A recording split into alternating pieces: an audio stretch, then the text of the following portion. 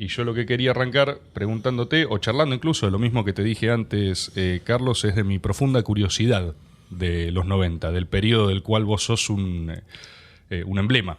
Yo nací en los 90, o sea, para mí los 90 es como mi condición de existencia. ¿Qué edad tenías en los 90? No, y yo nací en el 93. O Claro, sea, yo nací en el 35. claro, por eso. Es algo muy diferente en términos de perspectiva de ese Son periodo. generaciones, nos separan varias generaciones. Varias generaciones. Sí. Y la curiosidad de los 90 es digamos, una picazón contemporánea, digamos, en el peronismo, sobre todo, ¿no? Yo te citaba el libro que editaron unos compañeros que se llama ¿Qué hacemos con Menem? Que no es un libro que, digamos, glorifique la figura de Menem, sino que es un libro que la trata de comprender, de entender lo que es las buenas y los errores que se hayan podido cometer. Y lo hace con muchísima buena fe. Son muchachos de la Cámpora que tienen la misma curiosidad que sientes vos, ¿no? Pero yo creo que lo que es muy importante, en definitiva, es ubicar a Menem en un contexto histórico y en un contexto de la historia del peronismo. Si no, no se puede comprender determinadas cosas. Es decir, Perón era, ante todo, un militar. Y era, ante todo, un político pragmático. Él percibió las falencias de la Argentina de la primera parte, de la primera mitad de la década de los 40, ¿no es cierto? Que ya venía de largos años, por otra parte. Y le toca a él gobernar, o digamos, influir primero sobre el gobierno, después directamente gobernar, en un contexto muy particular que es el de la posguerra. El posguerra a la Segunda Guerra Mundial.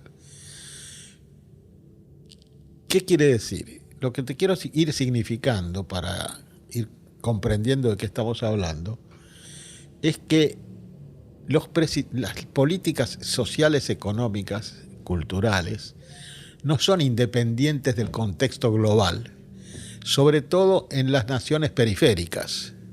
Es algo que un importante analista político y historiador joven denominó el realismo periférico. Es decir, las naciones periféricas tienen dependencia de las grandes corrientes globales del pensamiento económico, social y político del momento. Y en ese momento, cuando Perón empieza a gobernar, lo fundamental que le pasaba a la Argentina y al resto de los países, digamos, periféricos, era que la Segunda Guerra Mundial había agotado totalmente las posibilidades de importar maquinarias, equipos pesados, industriales, etc. ¿Por qué? Porque no lo sabía. Porque habían sido, que las grandes fábricas habían destruidas gran parte durante la guerra y lo que quedaba lo usaban los países triunfadores, digamos, de la guerra, Estados Unidos, Inglaterra, etc. ¿Qué hace Perón? Perón no inventa nada. Toma lo que era la corriente de los países emergentes, que era la sustitución de importaciones. ¿Por qué hay sustitución? Porque no había nada que importar. Es más grave aún para la Argentina, porque la Argentina había durante la guerra hecho un importante esfuerzo enviando materias primas, carnes, alimentos, etcétera, a Inglaterra. Y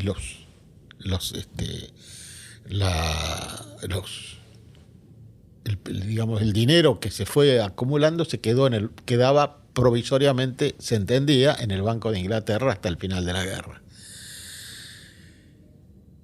Por eso los ingleses necesitaban que la Argentina fuera neutral. No hay una gran mentira del pronazismo de Perón, etc. Lo que importa es que los mejores intereses ingleses necesitaban que la Argentina fuera neutral. ¿Por qué? porque solo una bandera neutral podía trasladarse con cierta seguridad por el Atlántico Sur a los y norte a las mercaderías a Inglaterra. Si no, los submarinos alemanes hundían los cargamentos. Entonces, lo único que los protegía era la bandera neutral. Por supuesto que los alemanes no eran estúpidos como cierta prensa piensa cuando los analiza. Sabían que esto estaba pasando, no eran tontos que no lo sabían, pero tenían suficientes problemas como para añadir uno más en América del Sur. Entonces, esto siguió funcionando hasta el final de la guerra. Reanudo con el tema de la sustitución de importaciones. ¿Por qué? Cuando termina la guerra, ¿qué hacen los ingleses? Como dicen las historietas, la pérfida Albion nos hace un gran daño. Declara la inconvertibilidad de la libra. ¿Qué significaba la inconvertibilidad de la libra? Significaba que las libras que habían sido acumuladas en el Banco de Inglaterra no podían ser utilizadas más que en el área de la libra. No podían ser utilizadas ni con el dólar, no los americanos, ni franceses, ni ningún otro lugar del mundo que no sea el área de la libra. ¿Y qué pasaba en el área de la libra? No había nada. ¿Qué íbamos a comprar en el área de la libra que estaba totalmente destruidas las industrias o funcionando para solucionar los problemas locales? Pongo un asterisco ahí. ¿Por qué? Porque después vamos a reanudar algo muy importante. Es decir, ¿qué es lo que entonces empiezan a hacer los ingleses? Que hay un libro maravilloso de Carlos Escudé, no sé si lo conoces, que es un libro que se llama Inglaterra, Estados Unidos y la decadencia argentina. No lo conozco. Eso es indispensable para cualquiera que pretenda entender la realidad argentina. Eso se publicó por primera vez en la Universidad de Belgrano, ahora unos 40 años, 30 y pico, 40 años, y luego hubo varias ediciones, así que se supone que los podés encontrar. El autor es un hombre muy especial, que fue, en fin, tomando ciertos caracteres bizarros durante el tiempo, ahora en los últimos años. ¿Qué le pasó? Y se convirtió al judaísmo y se hizo, ¿cómo se llama? Se hizo circuncidar y qué sé yo. Pero es un tipo muy importante en la inteligencia de la historia argentina de esa época, ¿no? Se llama Carlos Escudé, Inglaterra, Estados Unidos y la decadencia argentina. ¿Qué hacen entonces los ingleses? Los ingleses son muy inteligentes. ¿Qué hacen? Los ingleses empiezan a tratar de vendernos sus activos en el país contra las libras que habíamos acumulado durante la guerra. ¿Qué nos venden? Los ferrocarriles, que ya no los podían explotar porque además no habían hecho inversiones en los últimos tiempos. ¿Por qué no las podían hacer? No tenían de dónde, ni la guerra les permitía hacer ningún tipo de inversión. Así que estaban bastante maltrechos cuando ya los compramos nosotros. Perón, que era un político habilísimo, lo hace aparecer como un gran triunfo. Les sacamos los ferrocarriles a los ingleses. No, los ingleses nos vendieron los ferrocarriles porque estaban chochos de vender los ferrocarriles y con la plata que nosotros les habíamos ganado enviando nuestras carnes, nuestros granos, cueros, etc. La noche que se vende los ferrocarriles, que se concreta la compra de los ferrocarriles, hubo un gran festejo en la Embajada Británica en Buenos Aires. Eso la gente no lo sabía. Y Perón, legítimamente, dice, no, les arrancamos los ferrocarriles, bla, bla, bla. No arrancamos nada, no se encajaron los ferrocarriles. Y así con otros activos ingleses. Pero lo que es importante, esto ocurre en la primera etapa del gobierno de Perón, que vos podés fijarla casi hasta el 51, Okay. Del 46 al 51. La segunda etapa es sustancialmente muy interesante para nosotros. Porque Perón en el año 50, cuando ve agotada la política de sustitución de importaciones y ve que hay un cambio global en las direcciones del comercio mundial, ¿qué hace? Trata de acercarse a Estados Unidos. Y lo hace muy concretamente. Empieza por solucionar algunos temas, de petróleo, de energía, de transferencia de ganancias de las empresas americanas, entabla muy buena relación con el gobierno del general Eisenhower, y el general manda a su hermano, Milton Eisenhower, en el 53, creo que vino en el 54, a anudar fuertemente las relaciones con la Argentina que estaban deterioradas en la primera época del gobierno de Perón. ¿Por qué hace eso Perón? Porque comprende que hay que darle un giro. Fíjese usted cómo termina ese giro que le da. El giro termina con el gran contrato con la California. El gran contrato petrolero que hace Perón con la California, que la oposición, que muchos años después hace lo mismo, la derriba. Y esta es una de las causas de la caída de Perón. Decir, que cuando los militares liquidan a Perón, destituyen a Perón, Perón acababa de firmar el contrato con la California, el contrato con las grandes petroleras ESO y Shell de Estados Unidos.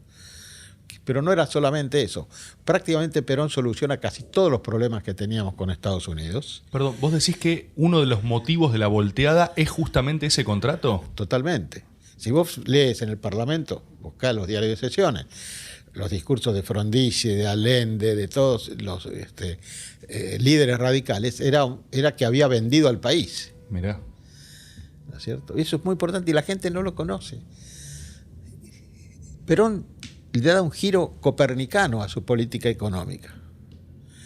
Aparte tiene que lidiar con los británicos. Los británicos, ¿por qué los británicos, aparte de la necesidad de enviar materias primas con seguridad a través del Atlántico, por qué sostienen la neutralidad argentina en la guerra? Porque los británicos temían, con razón, que si se produce una ruptura con el eje, los intereses británicos de la Argentina iban a estar desprotegidos y iba a avanzar los americanos sobre ellos.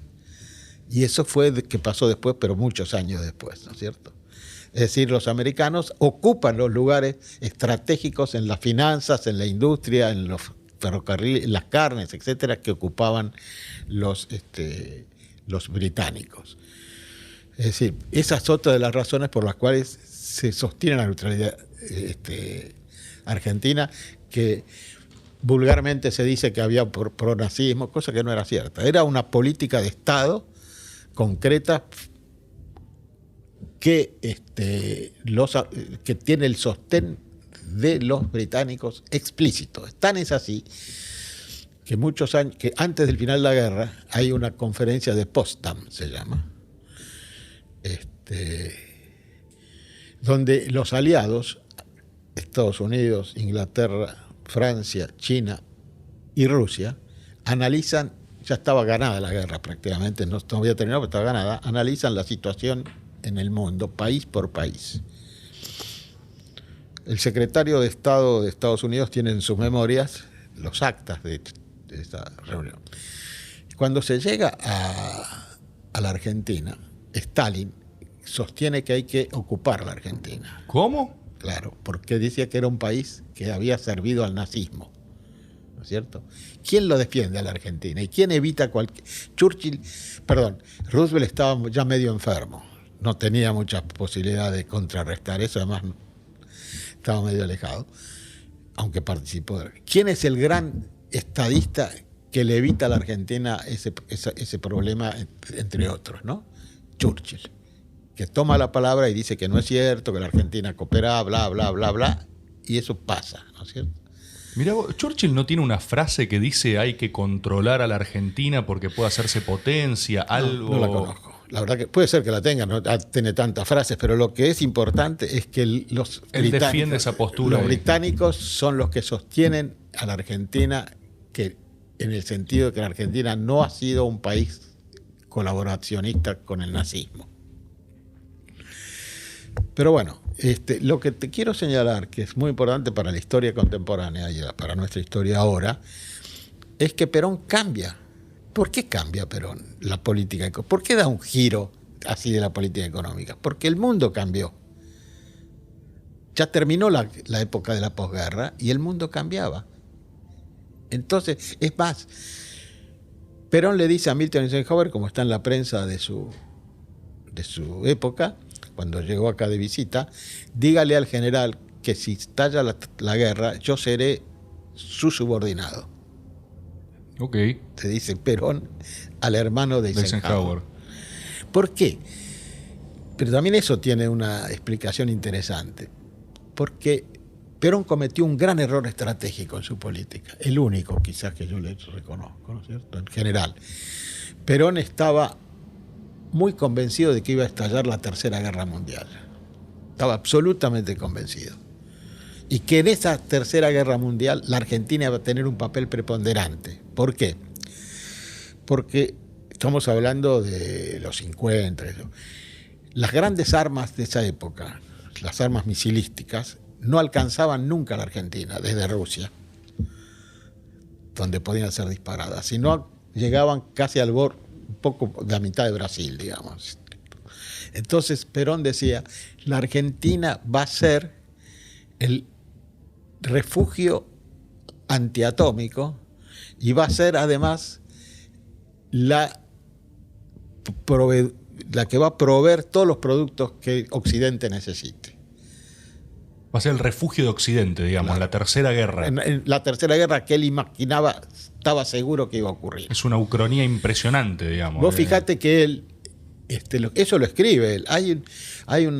Él escribía mucho en el diario Democracia, con un seudónimo que no me acuerdo cuál era, pero hay una recopilación de los artículos de Perón en Democracia, en el diario Democracia de la época, donde Perón sostiene esa tesis de que la Tercera Guerra Mundial era inevitable. Por eso Perón hace una política fuertemente anticomunista. Fuertemente anticomunista. Pero bueno, lo importante es que la primera vez que bajo un gobierno peronista se le da un giro tan importante a la política económica que había sido la tradicional hasta esa época es en el primer y en el segundo gobierno de Perón.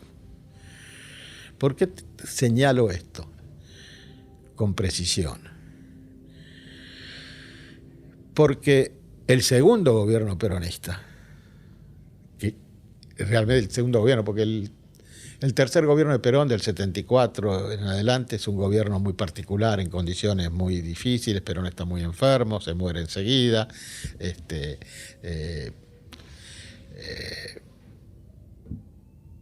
La juventud, todos nosotros, digamos, inventamos un Perón que no existía y nos desilusionamos de un Perón, pero porque el Perón que creíamos nunca existió. ¿Vos fuiste parte de esa ilusión? Sí, ¿Vos? Claro.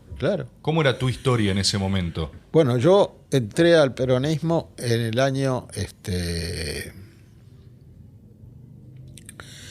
entro en el peronismo en el año 62, más o menos 61, 62. Cuando Perón vuelve, e ingreso al peronismo a través del frondicismo, ¿no es cierto? A través de la Unión Cívica Radical Intransigente. Mirá. Y me vinculo al peronismo en la universidad. Y en el 74, en la universidad y en el trabajo barrial, que éramos, por ejemplo, era Chacho Álvarez, yo trabajaba con él conmigo. Habíamos fundado una revista que se llamaba, en este momento, Unidos, creo que se había fundado una revista Unidos, que salió varios números. Después había un intelectual muy interesante, que Iván Sic, no sé si oíste hablar de él, que en aquella época les decían croqueta, porque era un pensador muy hábil, muy profundo. Entonces, popularmente lo conocían por croqueta. Mirá.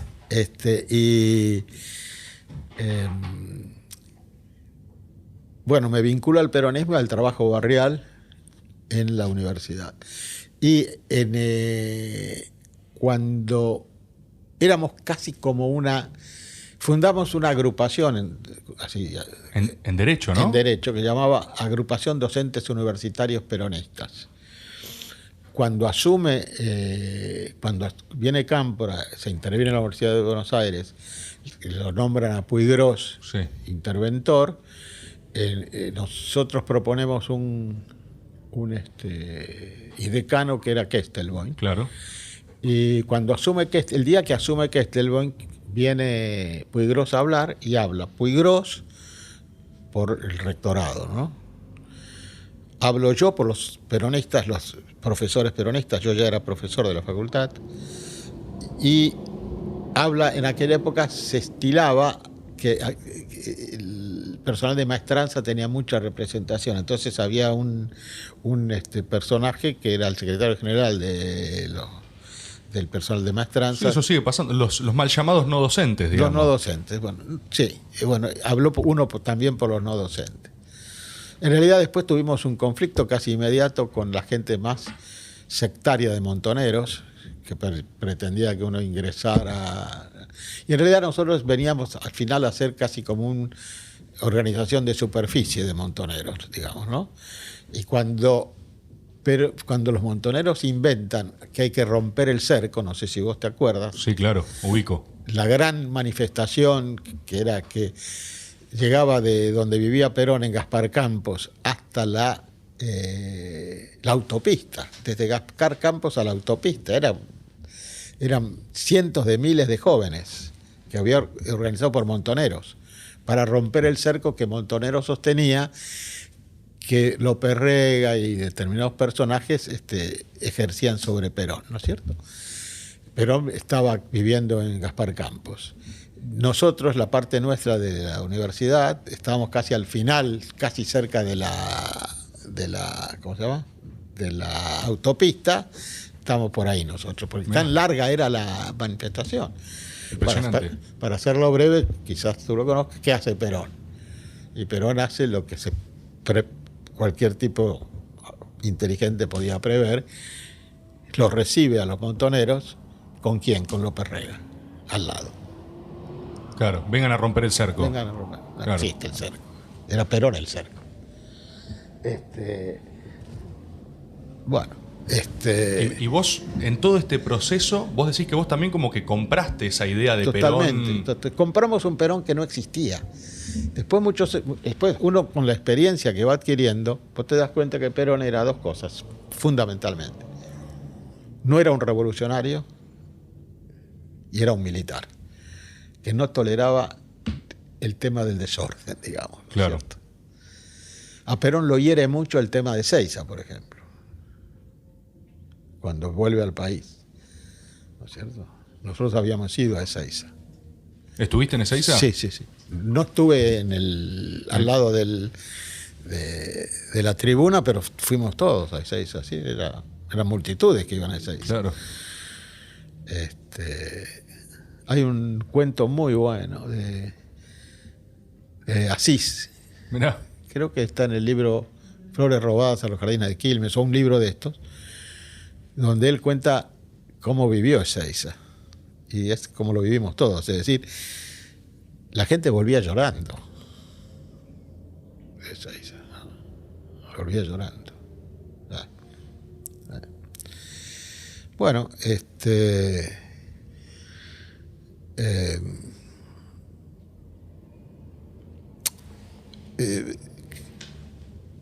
la presidencia de Cámpora fue evidentemente muy breve.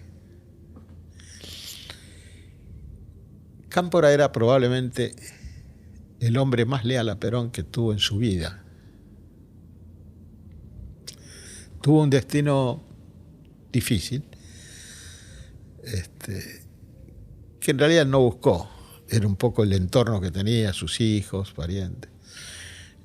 Pero él fue el hombre quizás más leal que tuvo Perón en muchos años de vida política.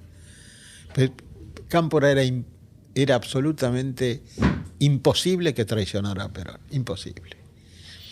Absolutamente. Viste que hay como después reconstrucciones quizás desde la ficción u otros relatos que a Cámpora lo ponen, para decir mal y pronto, como medio boludo. Como no es cierto. No como es que cierto. Perón se lo quería sacar de encima en un momento. No es cierto. Eso no es cierto.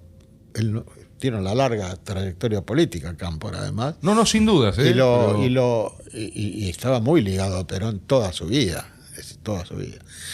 Es decir, yo creo que Cámpora lo que más sufre finalmente no es que tenga que dejar la presidencia, es que la deja enfrentado con Perón. ¿Y cómo sucede eso? ¿Por qué se termina enfrentando con Perón, digamos? Por montoneros, Ok. que tenía una concepción distinta.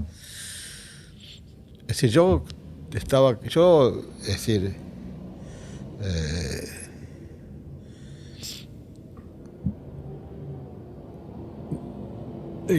tenía una experiencia política porque venía del radicalismo, entonces tenía más sensibilidad para percibir ciertos fenómenos políticos, ¿no es cierto?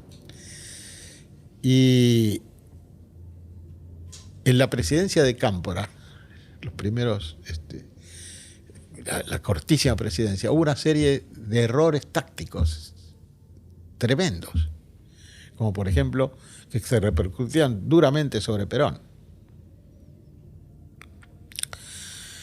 En la mentalidad de Perón lo afectaba. Por ejemplo, cuando se libera las cárceles de los presos políticos, Sí. y no políticos, los narcotraficantes, todos escaparon aprovechando la ocasión. El discurso de Rí en la policía, un discurso complejo para la policía y para Perón. Es más, Gloria Videgain, que es la hija de que fue gobernador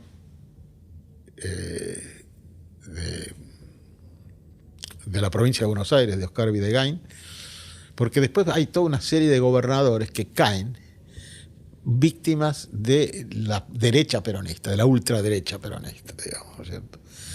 Videgain era gobernador, y Gloria Videgain cuenta en un artículo, en sus memorias, que un día Perón les dice,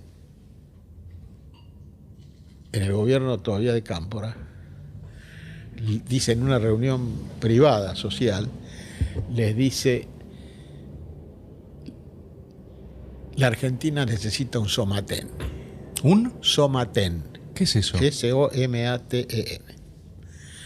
Cuando yo leo eso, y lo lee mucha gente, ¿no?, empezamos a hurgar qué era el Somatén. Y el Somatén era una organización paramilitar que existió en España en la época de Primo de Rivera, que se dedicaba a cazar opositores, matar gente, etc. ¿Y eso dice quién? Perón.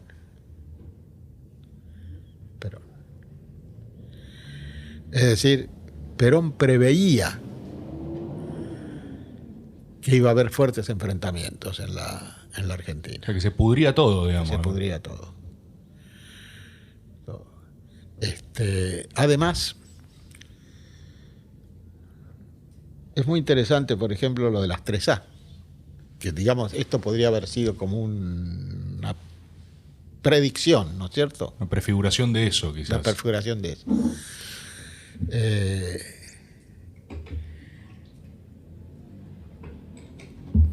Sí, realmente complicado, ¿no? Vos, Carlos, perdón, vos decías que vos ingresaste por el radicalismo. ¿Tu primera experiencia militante es en el radicalismo? Sí. Yo empiezo a militar políticamente en 1951-52. Muy joven, tenía 16 años, 17 años. Y empiezo a militar en un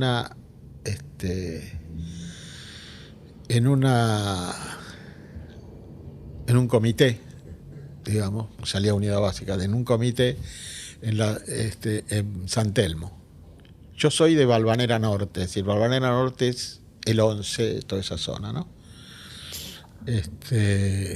Pero en aquella época, la elección de la capital, habían hecho una especie de estrella que unía las circunscripciones del centro, que se suponía eran muy antiperonistas, con las de las del borde, que se suponía que eran más propensos al peronismo. Entonces se hizo un diseño por el cual, por ejemplo, Valvanera estaba unida a un pedazo de la primera o de la segunda. Mirá. Y de San Telmo también. Y ahí yo entré a militar en San Telmo en un comité. ¿Y por qué el radicalismo? ¿Por qué entraste ahí, digamos? Porque no era peronista yo. Venía de un hogar no peronista, además. Mirá.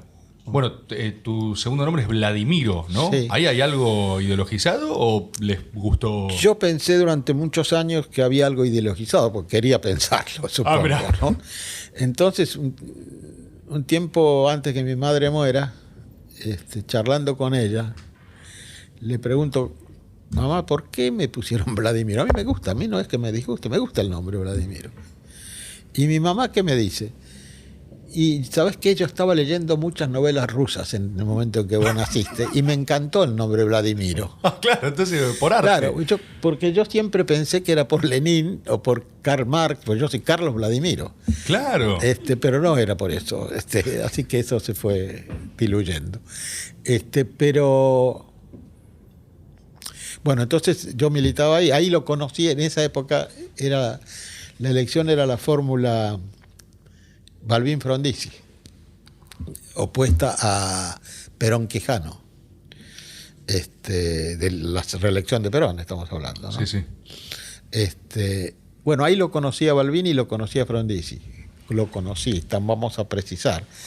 Yo era un muchacho que pegaba carteles, ensobraba boletas, esas cosas, no era un dirigente político. Pero en aquella época los grandes caudillos políticos de la época acostumbraban visitar los comités, saludar a los chicos, alentarlos, qué sé yo. Y le caí bien a Balbín, que incluso un día me invitó a su casa en La Plata, yo estuve con él en La Plata, y a Frondizi también. Después, cuando el radicalismo se divide es decir, porque Frondizi empieza a comprender que el peronismo era indispensable integrar al peronismo en la estructura democrática argentina, si no, no iba a pasar, nunca íbamos a ser un país razonablemente democrático. Y empieza a tener ciertos contactos. Esto provoca, entre otras cosas, la división del radicalismo en el radicalismo del pueblo, que con la conducción de Balbín, y la Unión Cívica Radical Intransigente con Frondizi, que ocurre en 1956. Yo milito con Frondizi, tengo una muy linda carrera con Frondizi hasta que cae Frondizi. Fui elegido concejal de la capital, que en aquella época era muy difícil porque eran los grandes caudillos de la capital los que estaban en el Consejo Deliberante, que era de 30 personas nada más. Me eligen concejal metropolitano. Ahí estaba, por ejemplo, Besa de la segunda, Rabanal de la primera, estaban los grandes caudillos, y estaba presidido, el Consejo Deliberante tenía bastante prestigio, estaba presidido por un historiador que se llamaba Roberto Etchepare Borda, que estaba especializado en el carlotismo, que es la experiencia que los Braganza de Portugal y de Brasil, cuando trataron de imponer una princesa brasilera en la Argentina, como después que se declaró la independencia, ¿no? Claro, estaba asociando a eso, pero me estás hablando efectivamente de carlotismo 1800, o sea... 1815, más claro. o menos.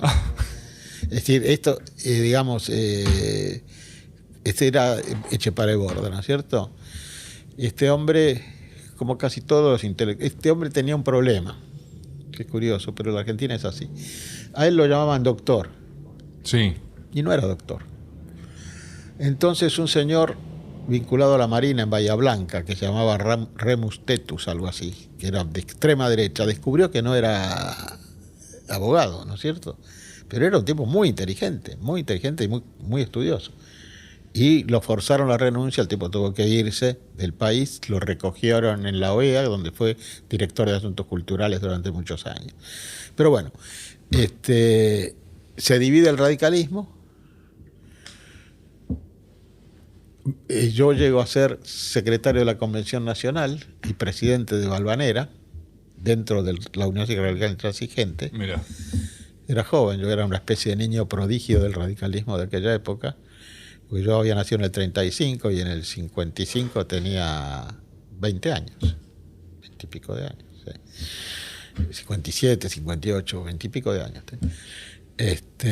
Y bueno, y en la Unión Cívica Radical Intransigente, cuando se desarrolla parte cuando Frondizi es derrocado, entre paréntesis, Mi mandato no dura casi más de 2 meses porque me eligen y a los 2 meses se produce el golpe de Estado. Claro. Y disuelven los cuerpos parlamentarios y municipales, cosa que, imagínate, para un tipo de 20 y pico de años que ya había llegado, pensaba cosas, de pronto... Te cortaron las piernas.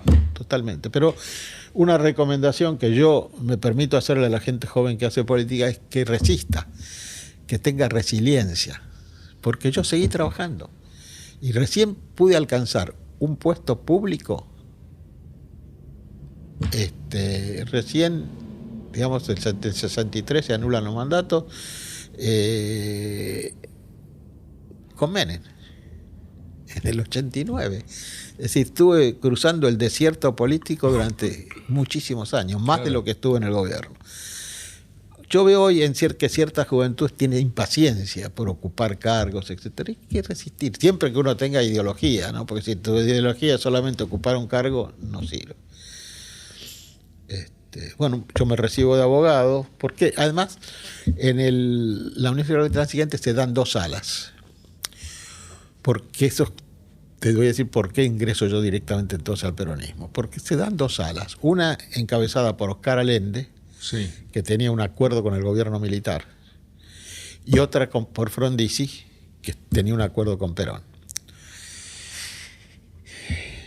Allende tenía un acuerdo con el gobierno militar, y nosotros se convoca en Córdoba una convención nacional para elegir candidatos de la Unión Cívica Radical Intransigente a presidente y vicepresidente, con acuerdo, ya estando un preacuerdo con Perón. Allende sostiene que hay que romper ese acuerdo con Perón y exhibe el apoyo del general Lanuse, que en ese momento era jefe del acantonamiento de Campo de Mayo.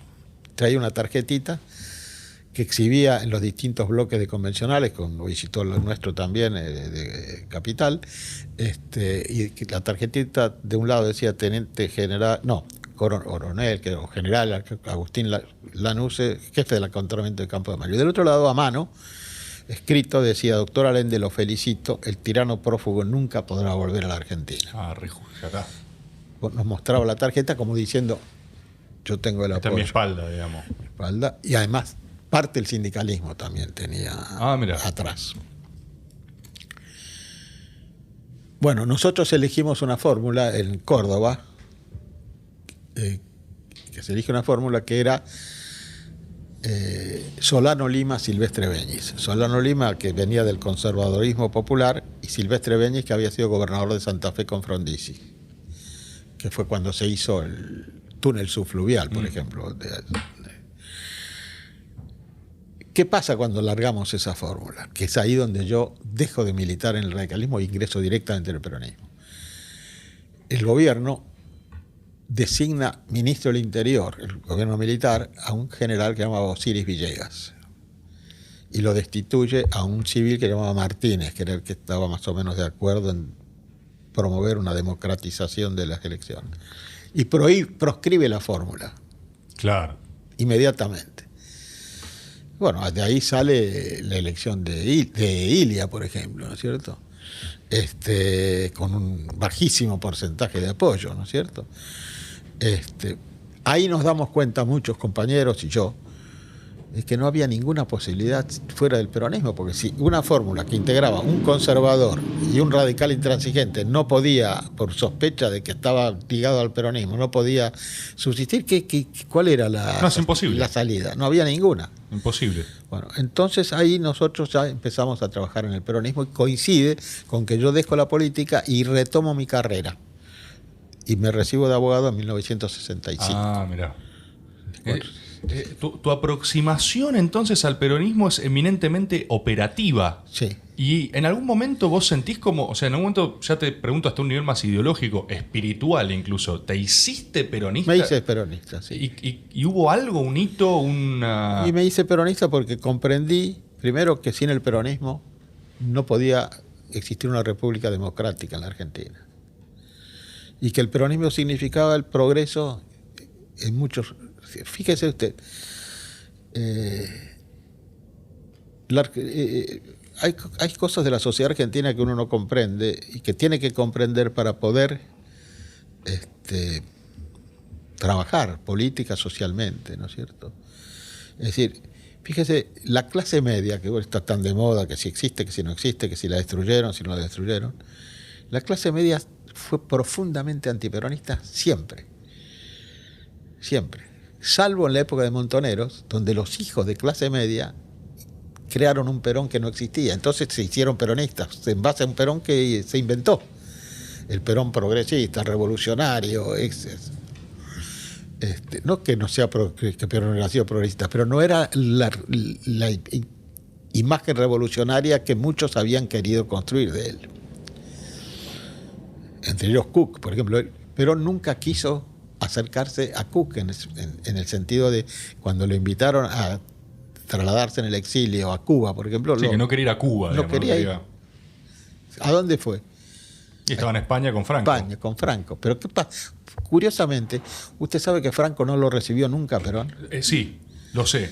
¿Sabe la única vez que se encontró Franco con Perón? Cuando fueron a despedir a Cámpora como presidente electo en Barajas. Sí, no lo quería ver, lo tenía lejos. No lo quería. Lo tenía, pero no lo quería. Creo que lo tenía porque los españoles estaban muy agradecidos al gobierno de Perón por la ayuda que después de la guerra envió en materia de alimentos, etcétera, claro, y por el apoyo que le dio para que se mantenga después de la guerra. No en vano hay una avenida del General Perón. No sé si usted conoce Madrid, pero si conoce Madrid, en el Estadio Santiago Bernabéu sale la avenida del General Perón. Y eso no de ahora, desde infinidad de años.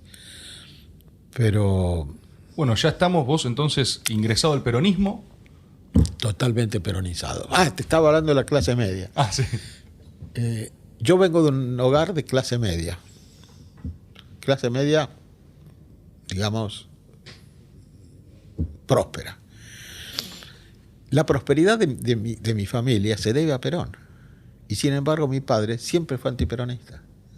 Como eran todos los... mucha gente... Sí, es impresionante. Fíjese, mi padre era abogado, era socialista. Y abogado de la Casa del Pueblo.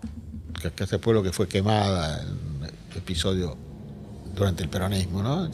Cuyo baldío está todavía, baldío en la calle Rivadavia. Atendía al consultorio gratuito. Ahí te hizo una clientela de obreros. Esencialmente los que atendía a mi padre eran los obreros de Chadopif, que era la empresa que construía el subterráneo de Buenos Aires. ¿No es cierto? La que construyó. Curiosamente, casi todos eran polacos. Nosotros vivíamos en un departamento en la calle Paraná, entre Viamonte y Tucumán, y vivíamos atrás, y en el living comedor, y qué sé yo, era el estudio de mi papá, ¿no? Y casi todos los clientes eran petizos y gorditos. Yo un día le pregunto a mi padre, papá, ¿por qué son todos estos tipos así tan petizos y gorditos? Dijo, porque casi todos estos eran tanquistas, me dijo, en el ejército polaco. Entonces los tanquistas, por el diseño de los tanques de la época, tenían que ser chiquitos para poder moverse bien dentro del tanque. O sea, de verdad estaban seleccionados antropomórficamente para poder encajar en el espacio limitado de un tanque de la época, ¿no? Pero bueno, entonces, cuando viene Perón, crea lo que se llama los tribunales de trabajo. Todos los abogados antiperonistas, todos, laboralistas, etcétera, sostenían que era un fuero anticonstitucional, por eso que dice la Constitución de nadie puede ser juzgado en fueros especiales. Pero no era un fuero constitucional, era un perfecto constitucional. Mi padre vio enseguida y hizo muchos juicios por amparado en la ley de Perón, ¿no? Y casi todas las demandadas contestaban diciendo que era inconstitucional, hasta que la Corte de aquel momento declaró la constitucionalidad, y ahí mi padre hizo una gran fortuna. ¿La vio? La vio enseguida. Sin embargo, recién mi padre aceptó el peronismo, más o menos, cuando yo ingresé al peronismo. Claro, ahí no le quedó otra. Dijo, bueno, evidentemente. Nunca me impuso nada, ¿no? Pero cuando yo ingresé, suavizó su antiperonismo, ¿no es cierto? Bueno, pero volviendo al tema central, es que el peronismo siempre tuvo la característica de saber adaptarse a los cambios globales socioeconómicos. Siempre. ¿Qué es lo que hace Menem? Que después ya vamos a llegar a eso. Es lo que hace Frondizi, por ejemplo. Frondizi es uno de los grandes detractores del contrato peronista de petróleo de la California, del cual hemos hablado, junto con Allende y toda la bancada radical. Escribe un libro muy voluminoso que se llama Petróleo y Política, denostando esa política de Perón. Cuando llega al gobierno, ¿qué hace? Todo lo contrario. Y se lo dice, porque no era que el tipo había hablado, había escrito. Un libro debe tener como 1000 páginas, entre paréntesis. Claro, está ahí. Así. Sí, sí, sí. ¿Y qué explicación da Frondizi? Que él se tiene que adaptar a los tiempos. Y ahí se da una discusión interesante, muy interesante.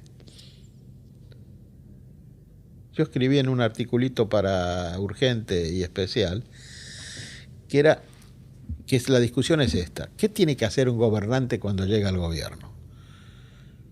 Aferrarse a sus ideas previas, sus promesas previas, a pesar de que se dé cuenta que son negativas para el país, o tiene que cambiar.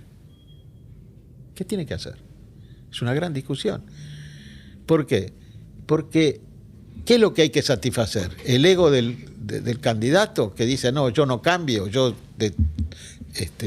dije esto en 1940 y sigo diciendo en el 50, en el 60, en el 70? No. Tiene que satisfacer los intereses del país. Y eso es, de alguna manera, lo que hizo Frondizi en su momento y lo que hizo Menem en su momento con el giro económico que le dio a partir de los 90, ¿no?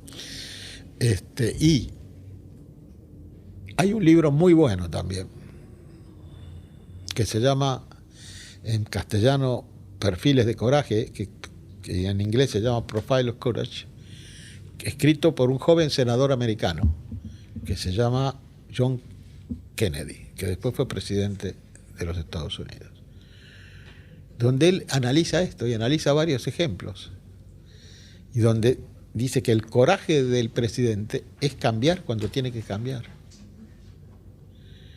es acompañar las grandes corrientes del pensamiento de su época.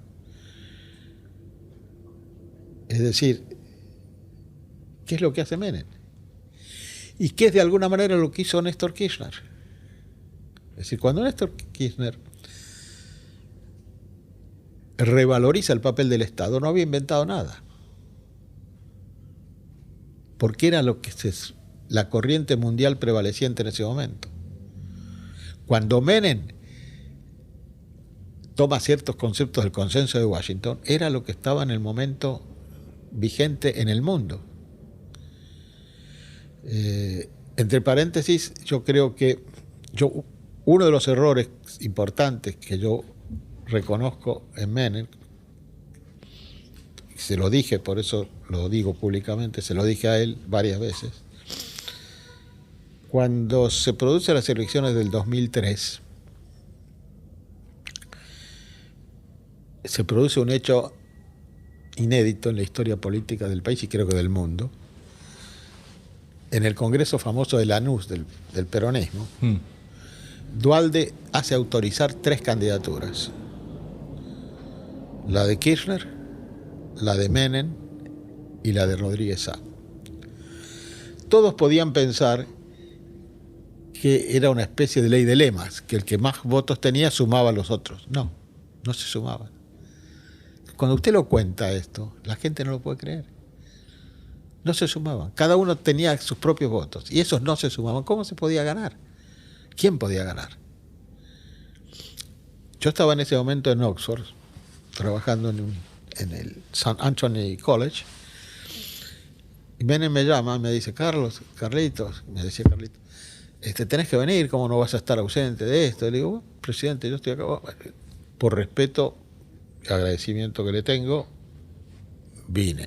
Hablé con él, estuve con él en el Hotel Presidente, donde tenía el cuartel general, ahí en la calle Córdoba. En 9 de julio, Cerrito. Y le digo, mira, presidente, yo veo muy difícil esto, porque, bueno, no, vos te estás confundido, tomá, y me dio un montón de encuestas. Bueno, le digo, está bien, me las llevo, las leo, vuelvo. ¿En qué vos le decías que estaba confundido? En que podía ganar. Él creía que ganaba y vos le decías... No, yo primero le dije que entendía que no. Él me dijo que sí, que podía ganar y que me dio las encuestas porque lo engañaron bastante también, pero no importa. Las encuestas en realidad, las más importantes, las serias, decían que él tenía un techo de 25 puntos. ¿Qué es lo que sacó?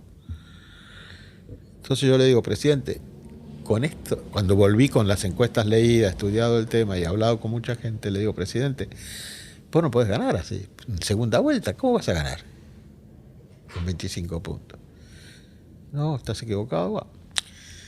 Lo cierto es que pasó eso. Él ganó, sacó 25 puntos, Kirchner sacó 22 y no sé cuánto sacó Rodríguez A.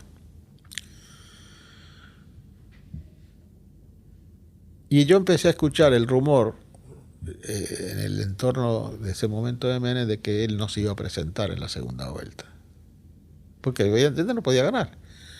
Entonces voy y le digo, presidente, supongo que te vas a presentar en la segunda vuelta porque la política, la democracia no es corto mano, corto pie, no juego más, se termina, se gana o se pierde.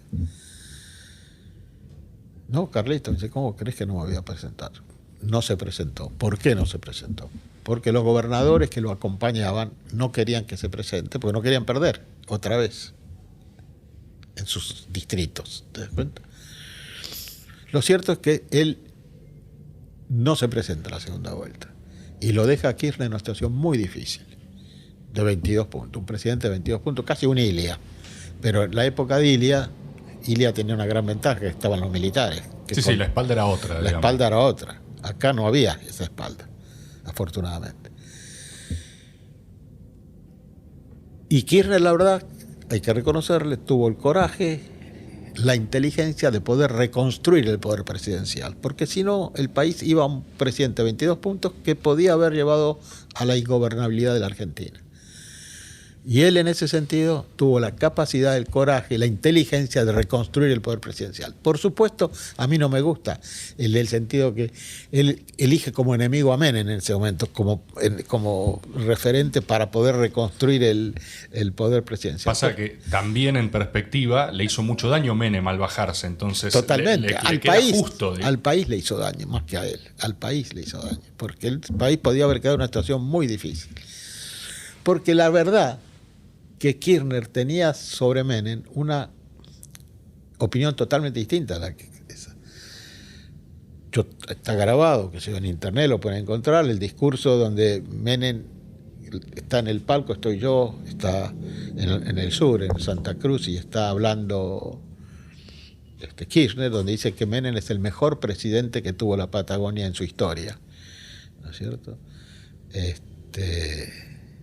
Menem había de inaugurar, no me acuerdo, un hospital, no me acuerdo qué. Pero bueno, eso no es más, no es muy... Bueno, después cuando yo llego a ministro del Interior en enero de 1995, unas primeras visitas que tuve fue la de Néstor Kirchner, como gobernador de Santa Cruz, y me lo traía venías casi siempre con Devido, que era su ministro de Economía. Y las instrucciones que yo tenía de Menem era darle todo lo que quisiera. Menem tenía lo que otros líderes no tienen. Menem tenía una enorme confianza en sí mismo. Enorme. Y tenía además coraje, audacia y arriesgaba. Los líderes, muchos actuales, no quieren arriesgar. Dice, bueno, si no soy presidente, soy vice, si no soy vice, soy senador, si no soy senador. Cuando se da la interna Menem-Frondizi, Menem Cafiero. Cafiero. Yo era apoderado de Cafiero. Nosotros, si vos me jugabas 150-1, yo aceptaba porque no podíamos pensar que nos podía ganar. Ah, mirá, o sea, la lectura suya era ganamos caminando. No, toda la lectura, no mía, de todos. Era esa. Es decir, ¿cómo va a ganar el patilludo este? Y aparecieron unos carteles, me acuerdo, que aparecía Menem con sus patillas y qué sé yo, al lado de Khrushchev, el presidente de Estados Unidos, y el cartel decía, ¿usted se lo imagina ahí? Mirá. Y se lo imaginaron y fue así, y estuvo ahí después cuando ganó, ¿no? ¿Cuál era desde su trinchera la lectura de Menem como adversario? ¿Qué era? Nada, era un tipo que se largaba porque sí y nada más, pero que no podía nunca ganarnos, nunca. ¿Y cómo fue cuando perdieron? A darte cuenta. Entonces, pero fíjese que Menem, las condiciones de liderazgo de Menem eran, y el carisma de él.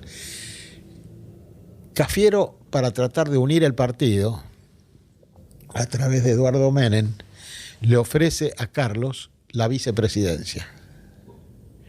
Es decir, la fórmula Cafiero-Menem, Menem de vicepresidente. Cuando Eduardo va a hablar con Carlos Menem, lo saca prácticamente carpiendo y le dice, no, dice, decile a Cafiero que yo soy o presidente o no soy nada. Para un tipo que todo el mundo decía que iba a perder, claro, digo, ¿cómo no agarra la vicepresidencia? Era un acto de locura. O sea, era un acto como diciendo, no, yo juego a esto y si no, no. Era un tipo muy, en ese sentido, muy resoluto, que él sabía arriesgar. Es decir, los militares le tenían mucho miedo y respeto. Cuando a Menem lo lo sacan de la cárcel, prácticamente durante toda la dictadura estuvo en un barco, sí, o en la cárcel, lo sacan y lo mandan a las Lomitas un verano. Las Lomitas es ahí en Formosa, donde en verano hay 42 grados. Un grupo de abogados va a verlo al ministro Arguindegui a preguntarle por qué lo manda a las Lomitas, porque había estado. ¿Qué contesta Arguindegui, curiosamente? Lo mando a las Lomitas porque es verano. Si fuera invierno, lo mando a la Antártida. Mirá. Eso contestó el ministro del Interior de aquel momento. Y a pesar de eso, en la reelección de Menem, Arguindegui trabajó para Menem. ¿Eh? Digo, es decir, Menem era un tipo que incluía, no excluía. Menem era muy difícil escapar al carisma y a la simpatía de Menem. Cuando Menem recibía a alguien en la Casa Rosada, por ejemplo, un tipo cualquiera, una audiencia, siempre se estila que el ministro del área que corresponda a la visita esté presente. Y se hace como una fila. El presidente, el ministro de Interior o vicepresidente, no teníamos. El presidente, el ministro de Interior y Relaciones Exteriores. Y el presidente hace entrar al otro y que va saludando a todos. Antes de hacer entrar a la visita a Menem, siempre, a mí me tocó muchas veces, preguntaba, ¿cómo se llama este señor? Se llama Alberto. Ah, Alberto. ¿Y la mujer? No sé, presidente, no sé cómo se llama. ¿Y los hijos? No sé, bueno, andá y averigua. Entonces, vos venías a averiguar. Entonces, cuando el tipo entraba, ponele que venía de mala onda, Menem lo abrazaba y le decía, Alberto, tanto tiempo, ¿cómo andan tus cosas? Y Anita, el tipo abría los ojos y le nombraba una hija, ¿sigue estudiando? El tipo no podía creerlo. Claro, no entendía, lo confundía de entrada, digamos. De entrada le daba una calidez a la reunión. Era un maestro, en ese sentido era un maestro. Es decir, tenía un enorme carisma. Es muy difícil salir enojado con Menem. Además, nunca, mirá, yo trabajé muchos años con él, ¿no? Casi 10 y pico en el gobierno, ¿no? porque yo entré en el 89 al gobierno, él asume antes, porque Alfonsín renunció, él asume antes, 6 meses antes asume. Yo entro al gobierno en julio o agosto, me acuerdo cuando él asume, como subsecretario de Asuntos Institucionales para la reforma de la Constitución. Que para que la gente entienda, la reforma de la Constitución no la inventó Menem para hacerse reelegir. Ya estaba trabajada con el radicalismo y pensada cuando asumimos el gobierno. Yo trabajé en eso concretamente, en 1989, y la reforma se hizo en 1994.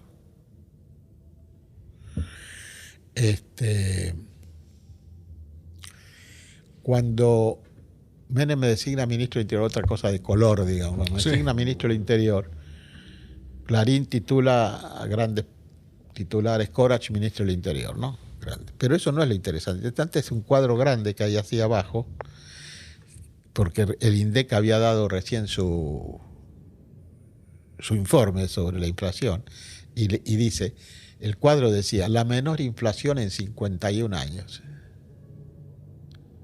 Cuando vos mostrás esa tapa de Clarín, yo la tengo enmarcada en mi estudio. Bueno. Cuando vos mostrás esa tapa de Clarín, la gente no lo puede creer.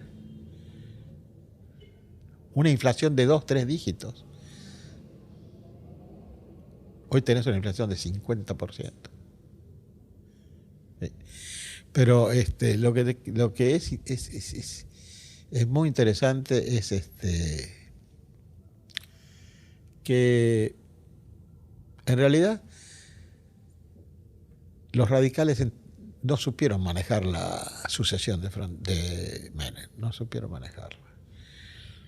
Yo me acuerdo que me encontré justo en la transición, en un aeropuerto con Machinea, que iba a ocupar un cargo importante en el radicalismo. Y me dice Machinea, ¿qué deuda que dejaron? No sé, no sé, qué sé yo. Digo, no es cierto, la deuda no es esa, es tanto. No, es tanto, no. Y daba como una cifra superior a 10 veces lo que realmente era. Yo le digo, pero escúchame, nosotros no vamos a gobernar, ustedes van a gobernar. ¿Y vos crees que a ustedes les conviene hablar de una deuda de esta magnitud? ¿Qué van a decir después? Es decir, tenían una concepción equivocada. Además lo destruyeron a De la Rúa, que no era el tonto que la gente cree que era. No era. Bueno, no sé si querés algo más. Sí, te quiero preguntar, porque me estabas contando de la interna, o sea, ¿Menem te convoca a vos a pesar de...? No, Menem hace lo siguiente. Cuando termina la interna, cuando perdemos las elecciones, nosotros estábamos con mi mujer, y como siempre que se pierde una elección, desaparece todo el mundo. Del Hotel Presidente no había nadie ya. Estábamos Cafiero y Anita, que era su señora, había el obispo, que no me acuerdo cómo se llamaba, mi mujer y yo, ¿no?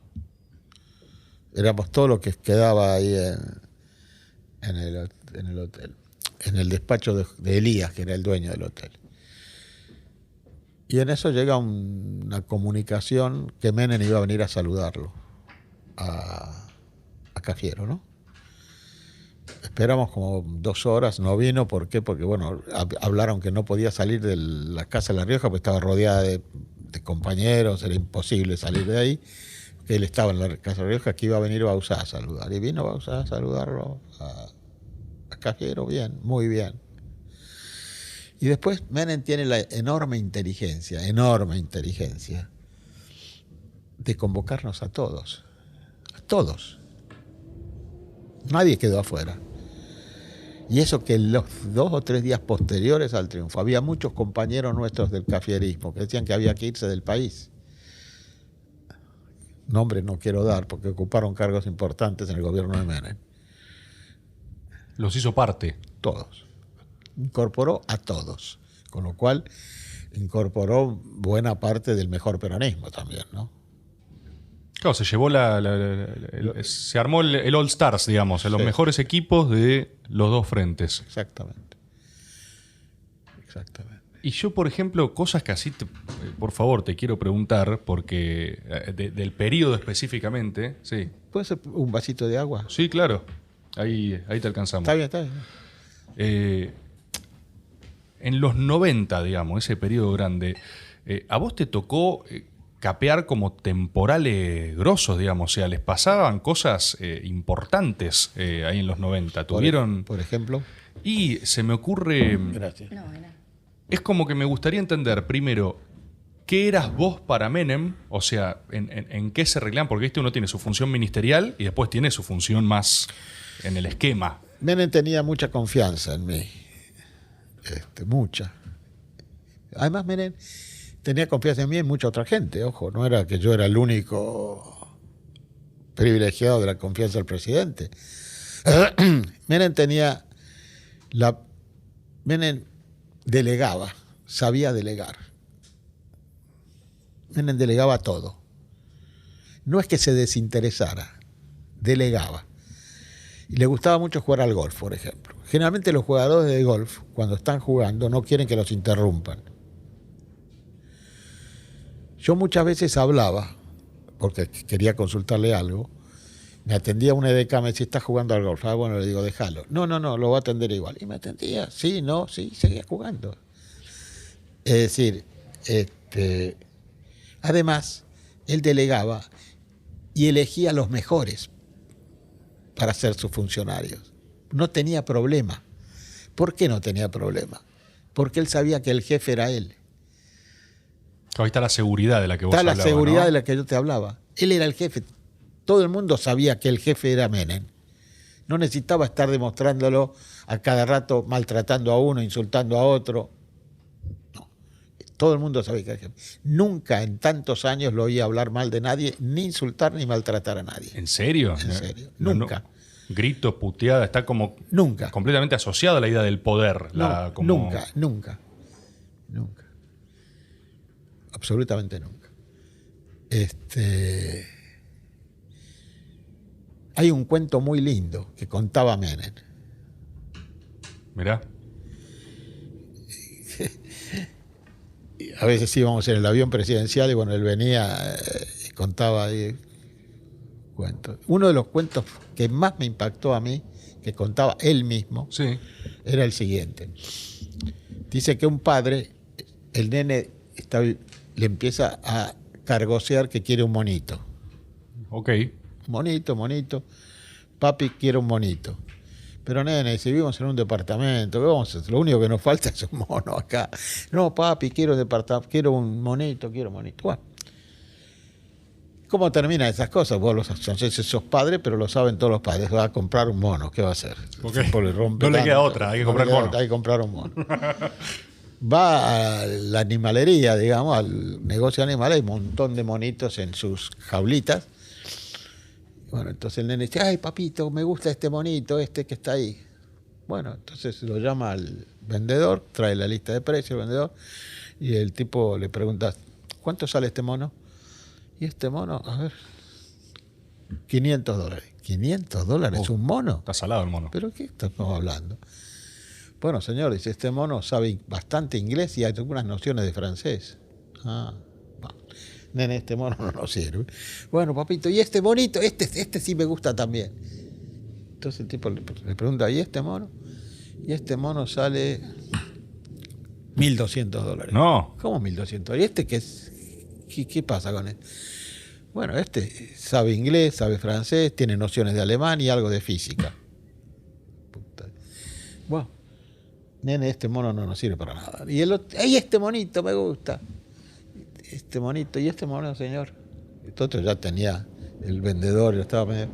Y este mono sale $2.300 y sabe física, algo Sí, de sí, química, todo. 5 idiomas. Ah, entonces el tipo ya desesperado entra a buscar el peor mono que pueda haber. Claro, ¿dónde está el mono más cagado a palo que...? Entonces encuentra un monito flaquito, esmirriadito, negrito, y lo llama al Mono todo chuzo ahí como... lo llama al vendedor y le dice, señor, ¿y este monito? Mire, señor, le dice el vendedor, no me haga perder más tiempo. Si usted no pudo comprar ninguno de los otros, no lo va a poder comprar. ¿Cómo no lo va a poder comprar? ¿Pero y este qué sabe? Dice, mire, como saber no sabe nada, pero todos los demás le dicen jefe. Claro. Ese era Menem. Espectacular. Espectacular. Una de las condiciones para respetar a un líder político es que tenga humor. Y una de las condiciones fundamentales del humor es saber reírse de sí mismo. Claro, y aparte hay algo muy virtuoso ahí, que es no temerle al talento ajeno. Es No, como... al contrario. Yo quiero el más talentoso. Él no nivelaba para abajo. Él dejaba que la gente supiera más que él, tuviera más... No importa. Él estaba cómodo con ser el que menos sabía. O sea, era el Era mono el jefe, que menos sabía. Era el jefe. Cada vez espectacular. ¿Y vos para él qué eras? ¿Era su...? Y yo era muchas cosas para él. Hice muchas gestiones para él. Gestionaba el Ministerio de Interior, que no es el Ministerio de Interior actual, que tiene un muy buen ministro, entre paréntesis el chico este, ¿cómo se llama? Guado De Pedro, Pedro. muy buen ministro, me parece a mí. No es que no tiene el ministerio que tenía yo tenía un ministerio mucho más grande, más importante, pero está desempeñándose muy bien porque yo tenía las tres fuerzas, Gendarmería, Prefectura y Policía Federal, tenía toda la parte de provincias, en fin, toda la parte, tenía el RENAR, todo tenía. Claro. Era una cosa, inmigraciones, todo. Esto tiene mucho menos, pero el chico este, a mi juicio, se desempeña con eficiencia y con prudencia. Me gusta, me gusta. Bueno, yo era varias cosas para él, es decir, una de las pruebas de la confianza que él depositaba en mí es que, por ejemplo, yo, que se acostumbraba que los periodistas a venir a mi casa a las conferencias de prensa. Si tenés un video de las conferencias de prensa, son buenos. Podemos buscar video o hasta las imágenes, porque son increíbles. Sos vos rodeado con un arreglo floral de micrófonos. Totalmente. Digamos. Eran como 40. De hecho, vos no inauguraste como esa conferencia 7 AM, digamos, esa tradición de arrancar muy temprano. No, yo iba temprano al ministerio. Yo salía temprano. Y bueno, es decir, los periodistas, la ventaja que tenían, los periodistas, pone Corach, micrófonos, lo que le daba, te salta de todo. Lo que le daba, es decir, ¿qué hacían los periodistas? Los periodistas venían todos. Guarda el micrófono. Los periodistas venían todos, radios, televisión, todo. Y además había un montón de motociclistas esperando la nota para llevarla al canal o a la radio, ¿no es cierto? Pero primero yo me divertía la verdad, la pasaba bien con las conferencias de prensa. Segundo, cuando se arrimaba alguien nuevo, digamos, yo le decía, mira, nosotros nos vamos a llevar muy bien bajo las siguientes condiciones. Primero, cuando yo no quiero hablar, no hablo. Y efectivamente ellos me respetaban. Yo decía, hoy no hay, y me iba caminando al auto, tranquilo. Nadie me tocaba. Segundo, yo atiendo a todos por igual. No atiendo a nadie en particular. Así que todos los que quieran venir vienen a la conferencia de prensa. Yo soy artista de la mañana, les decía, así que a la tarde no funciono para esto. Segundo, iba a decir,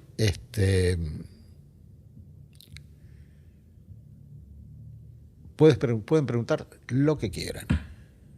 Y así se fue. Y así tuvimos una excelente relación. Y te divertías. Y me divertía además. Claro, está bueno eso. Me divertía. Tan es así que teníamos una gran relación que cuando dejamos el gobierno, me hicieron una despedida los periodistas ahí en la puerta de mi casa, con mariachis. ¿En serio? Sí, bailarinas, no sé si está. Bailarinas, Por favor, busquemos eso. Por favor, ¿sabes quién la hizo? Nada más. ¿Quién la hizo? CQC. Claro. La hizo CQC. Y había bailarina y bailamos. Yo bailé, mi mujer mucho no le gustó, estaba mirando de arriba del balcón. Estabas bailando en la puerta de tu casa. Bueno, en la puerta de tu casa, digamos. Claro. Sucedía ahí, se te organizaba ahí. La organizaron ahí, sí. Y yo, bueno, bailamos con las chicas con poca ropa tenían. Pero no, era divertido. Y teníamos una muy buena relación. una Bueno, muy buena relación. hay algo ahí también, ¿no? O sea, la idea de los 90, hay también una idea como de joda, como que Menem hacía fiestas. ¿Vos Mira, viste eso? Menem no. Menem, es decir, Menem, una cosa muy importante, Menem distinguía los tipos que usaba para divertirse de la gente que tenía para gobernar. Yo, por ejemplo, nunca fui salvo que me haya llamado por algo especial, nunca iba de noche a Olivos, nunca. No eras de ese grupo, No. El grupo de los que iba a Olivos a divertirlo, a Menem, era otro grupo. pero existía así, diferenciado. Diferenciado. Menem se divertía, por ejemplo, jugando al truco o no sé qué juego. Además, Menem siempre estaba conectado con la televisión. En la mesa de Olivos, donde sentaba a sus amigos, me sentaba a mí a veces a mediodía, enfrente de él no se sentaba nadie, porque él veía el televisor que estaba enfrente. Mirá. Está enchufado, le gustaba eso. Le gustaba estar. Sobre todo cuando había partidos, deportes. Él es muy deportista. Y entonces, ¿vos no querías ir al grupo de la noche? No, ni se me ocurría. Ok. No tenía por qué ir tampoco. A mí generalmente yo no hacía política de noche, a mí nunca me gustó. ¿Y era parte también de su gobernanza el hecho de divertirse con gente? O sea, estaba... No, yo creo que era porque se sentía bien, nada más. Le gustaba. Claro. Le gustaba. Cosa que no implicaba que descuidara sus obligaciones de gobierno, ¿no? Pero siempre tenía una palabra amable para la gente. ¿Cómo? Sí.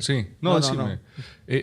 Vuelvo a eso, vos administrando esos micrófonos, vos teniendo que hablar de cosas. Yo recuerdo como episodios salientes, ¿no? De esa época. Hay uno que es como el titular más trascendido quizás, o uno de los cuales, que es la famosa servilleta de Corach. Sí. Tu servilleta. Sí. Tiene tu nombre. ¿Qué es eso? ¿Qué fue eso? La servilleta obviamente no existió, yo no soy tan tonto de escribir nada en ningún lado. No existió físicamente la servilleta. No existió físicamente. Pero son esas cosas que son como un mito urbano. ¿Qué te vas a enojar? Nada, ya está. Es la servilleta y nada más. Nunca le di mayor importancia. Y en lo que simbolizaba era que vos promovías a Bonadío, ¿no? O entre otros nombres. No, lo que simbolizaba era que yo podía tener influencia sobre algunos jueces. Eso es lo que se quería decir. Bonadío, le voy a explicar. Bonadío me acompañó en el gobierno desde que yo ingresé al gobierno, desde 1989. Él vino de La Plata, junto con un grupo de gente, en la cual está la actual esposa de Aníbal Fernández, por ejemplo, García Lema, no sé. Vino Bonadío también y todos trabajamos en la Subsecretaría de Asuntos Institucionales con el tema de la Constitución, etcétera. Incluso en febrero, a los 2 meses de haber asumido Menem, que será septiembre-octubre, del 1989, se hizo un acto en el Salón Blanco donde se anunció la reforma de la Constitución, ¿no? Que íbamos a trabajar en la reforma de la Constitución. Estuve sentado yo, Menem, Duhalde. Bonadío, pues, después me acompañó Bonadío como cuando fui subsecretario general de la presidencia. Después me acompañó Bonadío cuando fui secretario de Legal y Técnica. Él era mi segundo. Es decir... O sea, de extrema confianza tuyo. O sea. Total. Él, en realidad...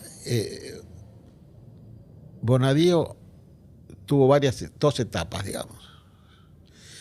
Mientras estuvo trabajando conmigo, él me pidió ser designado juez. Él lo pidió. Él lo pidió. Cuando yo estaba en la Secretaría de Legal y Técnica. Y bueno, se lo designó juez. Yo no quería designarlo juez. ¿No? No. ¿Por qué? Porque me daba la impresión que me dio el tiempo la razón de que cualquier cosa que hiciera me la iban a atribuir a mí, porque tantos años estuvo este tipo trabajando para este tipo, ¿cómo no va a saber lo que hace? La verdad que no sabía, pero no importa. Yo no quise, pero tampoco yo tenía me sentía moralmente habilitado a cortarle la carrera porque era un tipo muy, muy, muy bien formado jurídicamente, muy bien formado y muy cuidadoso. Yo calcule usted, el secretario de Legal y Técnica tiene la más alta responsabilidad del Estado. La gente no lo entiende, no lo sabe, pero es uno de los puestos más importantes del gobierno, y si no el más importante, porque es el que cuida la firma del presidente. El presidente, como en el caso mío, me confía a mí su firma. Vos te das cuenta que yo soy el tipo, o el secretario legal, es el que le lleva la firma al presidente. El presidente no puede estar leyendo todo lo que firma. ¿Qué te dice? Esto, Carlitos, ¿qué es? Es tal cosa. Y esto, tal cosa. Si vos no querés que salga algo, no tenés ni que hablar. Cuando le das el papelito, te pregunta, Carlos, ¿y esto qué es? Carlitos, haces así. Bueno, seguí estudiando. No vuelve más eso, ¿te das cuenta? Claro. Si tiene poder de veto. El Legal y Técnica. El Legal y Técnica. Es el que le lleva la firma al presidente, pero además tiene una responsabilidad enorme, porque no solo lleva el decreto de la firma del presidente, lleva la propia firma del Legal y Técnico. Y yo confiaba mucho en Bonadío, que revisaba las cosas conmigo, hasta el punto que cuando se produce un episodio muy sonado, que era el del fiscal Trucho, no sé si te acordás. No. Sí, un señor que la madre, que era medio una vidente de Menem, tenía un hijo que quería que sea fiscal. ¿Una vidente de Menem? Sí, Menem tenía su especie de vidente, sí, de vidente. ¿Tenía un equipo? Creía esas cosas. ¿Tenía un equipo de brujos? No, una bruja le Una. conoce, sí. Ok. Bueno, se nos nombró fiscal por pedido de Menem y de la madre, que la hinchaba. Y resultó que no era ni abogado. Y el tipo que encontró la verdad fue Bonadío. No, o sea, él detectó que era un bolazo. Claro, ¿por qué lo detectó? Un día me viene y me dice, doctor, mire esto. Trae el diploma de este personaje, ¿no? Yo digo, sí, es un diploma. Pero mire quién firma. Y yo, ¿cómo? Le digo, si este fue decano en la época de la dictadura, ¿cómo le va a firmar a este que se recibió hace 3 meses? Había falsificado Estuvo preso mucho tiempo. Chequeó, o sea, Bonadío miró. No, miró y estudió. Y miraba todo. Yo confiaba mucho en él. Bueno, después él lo nombran juez. Lo nombramos juez. Y luego, bueno, no sé qué le pasó. Se enojó conmigo. No tuve casi nunca más. Durante toda la etapa de su fama, digamos, que tuvo con la persecución que hizo con el tema de Cristina y claro, yo no tuve nunca más contacto con él. ¿Y qué pasó ahí? Porque no me sé. cierra vos describís a alguien meticuloso, ordenado y prolijo, y era un disparate, todo lo que estaba haciendo era un disparate. Claro, el Bonadío que yo conocí estaba sacado. Conmigo se enojó, nunca más me habló. La única vez que estuve con él antes que él muriera, era un tipo raro, pero iba siempre armado. ¿Siempre estaba armado? A todos tipos. Sí, no, eso lo sé, pero todo el tiempo está armado. Todo el tiempo estaba armado. ¿Y era la misma persona? Entonces, ¿era siempre así? No. Yo no sabía. Cuando estaba en el gobierno conmigo no iba armado. Pero, digamos,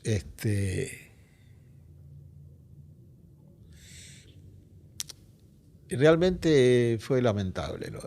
La única vez que lo vi después fue cuando falleció la madre de una secretaria de él que era conocida mía, la madre. Lo vi en el cementerio Jardín de Paz. Tendí la mano, me dio la mano, me dijo, yo soy Bonadío de la Paternal, algo así me dijo, ¿no? Le digo, yo soy Corach de Villa Crespo. Ya está. Pero tuvieron un careo, o sea, el chabón se... Sí, 1-1. Pero, estaba siempre en personaje entonces, para decirte soy Bonadío de la Paternal, ahí... Sí, era tipo raro, realmente, raro. Rara la evolución que tuvo. Sí, su arco narrativo, digamos. Pero no tenía mucho sentido. Él venía del peronismo de Vaca, del FUP. No sé si vos supiste quién era Vaca. Vaca fue senador nuestro. ¿Y cuáles eran las características de ese...? Era un grupo peronista muy moderado. Reicher estaba ahí, que fue concejal. Royano. Era un grupo que se llamaba FUP, Federación Unidos Peronistas, no sé algo así. Tremendo. No, este es tremendo, me fascina lo que Él me que contás. hacía, el pobre Bonadío, en el FUP servía café, porque empezó de jovencito. Claro, se hizo abajo. Se hizo de abajo, servía café. Entonces yo siempre lo jodía cuando lo cargaba, entonces yo le hacía así. Ah, bueno, capaz te tenía bronca. No.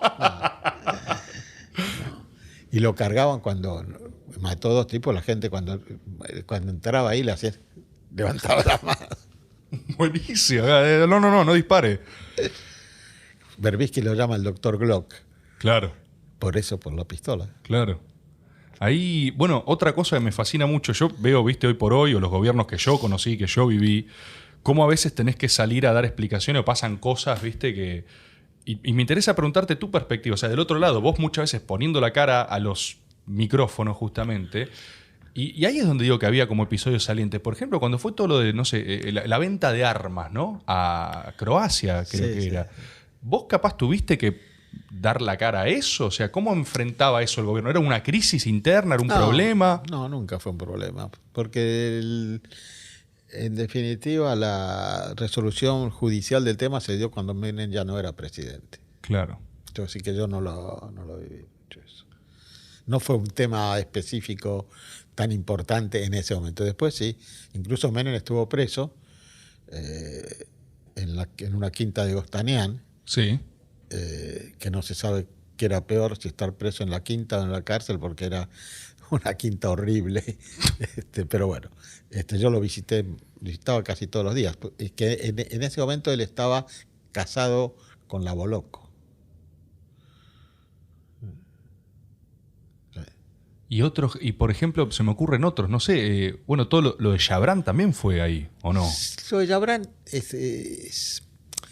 Yabrán fue un tema de disputa entre el ministro Cavallo y Yabrán, el tema de Federal Express y todo ese tema del correo, etcétera, ¿no?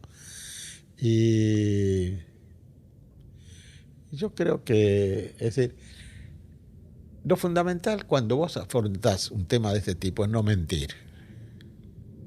Si vos mentís, seguro que te van a encontrar la mentira y ahí van a creer cualquier otra cosa. Cuando fue el tema de Abraham, los periodistas me preguntaron si yo tuve contacto con Yabrán. Y yo qué dije, sí, tuve contacto con Yabrán, hablé con Yabrán como hablo con todos los empresarios. Y nada más, ahí terminó para mí. En cambio, otro ministro, cuyo nombre no quiero dar, dijo, no, yo no hablé nunca con Yabrán, no habló nunca, aparecieron 60 conversaciones. Empiezan a cruzar y ahí es... Claro, todo es espurio de golpe. Claro. Es decir, yo le aconsejo a los políticos tratar de no mentir. Salir de los temas sin mentiras. ¿Vivieron alguna, en tu etapa, viste, ya consolidado, Menem consolidado, no sé, cuestiones hasta más personales? Creo que hasta se divorcia ahí, muere un hijo de Menem. Sí, bueno, el hijo de Menem muere. Yo creo que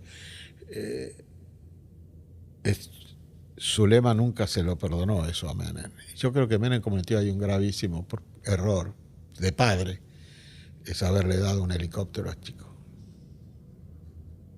O sea, lo que Zulema no le perdona es eso. No, Zulema cree que fue un atentado. Bueno, eso es una cosa, no sé si fue o no, yo no lo veo así, pero bueno. Pero lo que sí es evidente que no debía tener un helicóptero. ¿Y eso cómo repercute en él, en un presidente en ejercicio? O sea, No, a punto de ir a elecciones. ¿Ah, sí? Claro, el presidente faltaba poco para el proceso electoral. Lo devastó. Carlitos era su preferido, evidentemente. ¿Y vos acompañaste Zulema eso? es una gran mujer que lo acompañó mucho. Y Zulemita, la hija también. ¿Cómo? No, digo que vos lo acompañaste en Sí. esos procesos. Sí. AMIA incluso. O sea, pasaron cosas que yo me imagino... No, el tema AMIA, la verdad, Menem es el presidente que mejor se comportó con la comunidad judía. Fue el primer presidente que visitó Israel, por ejemplo. Nunca había un presidente visitado Israel. Alfonsín no quiso ir a Israel, por ejemplo. Menem fue, yo lo acompañé a Menem cuando fuimos a Israel.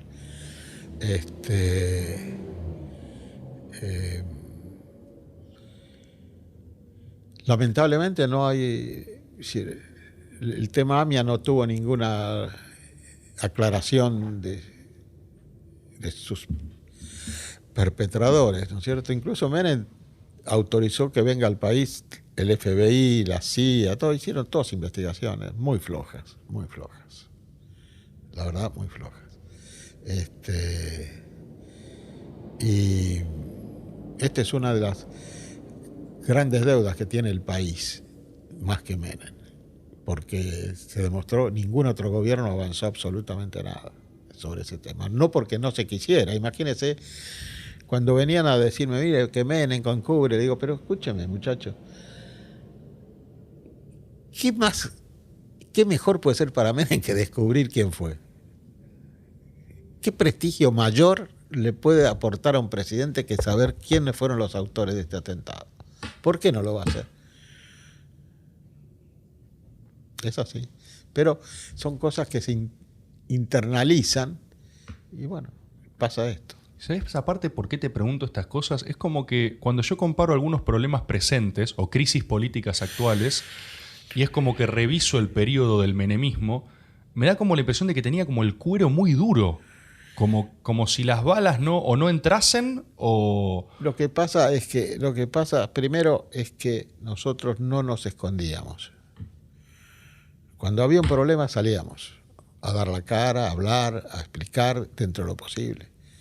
Yo pasé uno de los peores días de mi vida política, por ejemplo, en un aniversario de la AMIA, donde me silbaron, me abuchearon. Y yo soy judío, ¿te das cuenta? Era doblemente doloroso para mí. Y yo sabía que iba a pasar eso. Pero no me fui hasta que terminó el acto. Es decir, nosotros nunca nos ocultábamos, siempre tratábamos de afrontar las cosas, ¿no es cierto? Es así. ¿Cuál es para vos, o sea, en el libro que sacaste ahora, ¿no? ¿Cuál? ¿El de los 90? Sí. El 90 no es un libro mío, es una recopilación. Yo soy uno de los compiladores, sí. ¿Cuál es la revisión? O sea, o si vos tuvieras que... Decime si me equivoco. ¿Hay una búsqueda de hacer un saldo o un balance de ese periodo histórico? Bueno, el libro ese que yo te señalo trata de hacer eso. ¿Cómo se llama? ¿El de qué hacemos con Menem era? Sí. Mira, yo creo que la presidencia de Menem es quizás la mejor presidencia del tiempo democrático hasta, digamos, dejando aparte las 2 o 3 de Kirchner, ¿no es cierto? Que todavía creo que es muy temprano para evaluarlas. La primera creo que fue importante, la de Kirchner mismo, ¿no? Y las otras 2 de su señora también fueron importantes, pero creo que están enmarcadas todavía en una lucha política muy reciente, cosa que lo de Menem ya no es. Yo creo que la presidencia de Menem es una presidencia histórica por muchas razones. Primera razón porque consiguió equilibrar la situación económica de la Argentina, que venía en un proceso de decadencia absolutamente lamentable, hasta llegar hasta que yo te señalaba, a tener la menor inflación en 51 años. Eso provocó un gran incremento del bienestar, del nivel de vida de los argentinos. E incluso pudo reducir la pobreza, que recibió casi en un 40 y pico % y dejó en un 27%, creo.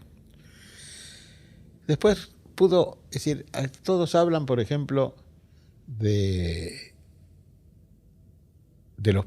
que hay necesidad de hacer pactos o acuerdos entre las fuerzas políticas. Y hablan del pacto de la Moncloa, por ejemplo, como tenemos que hacer un pacto de la Moncloa. ¿Y por qué no hablan del acuerdo de Olivos, por ejemplo?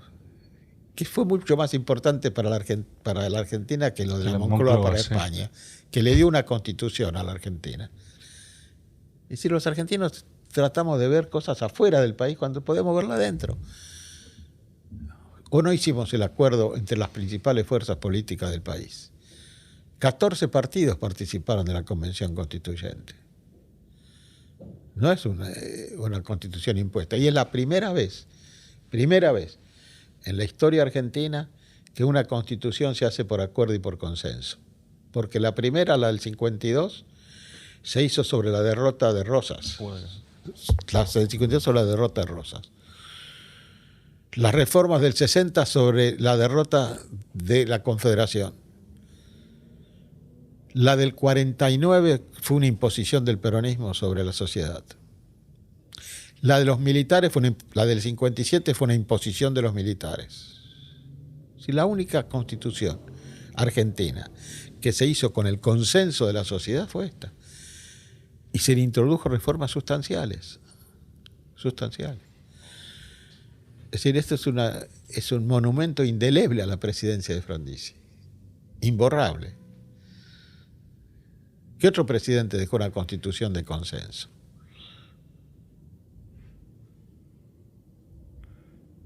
Y cuando se critica el periodo, por ejemplo, como una suerte de privatización, ¿no?, de los principales medios de soberanía. Yo creo que en eso tenemos que distinguir de qué estamos hablando. A ver.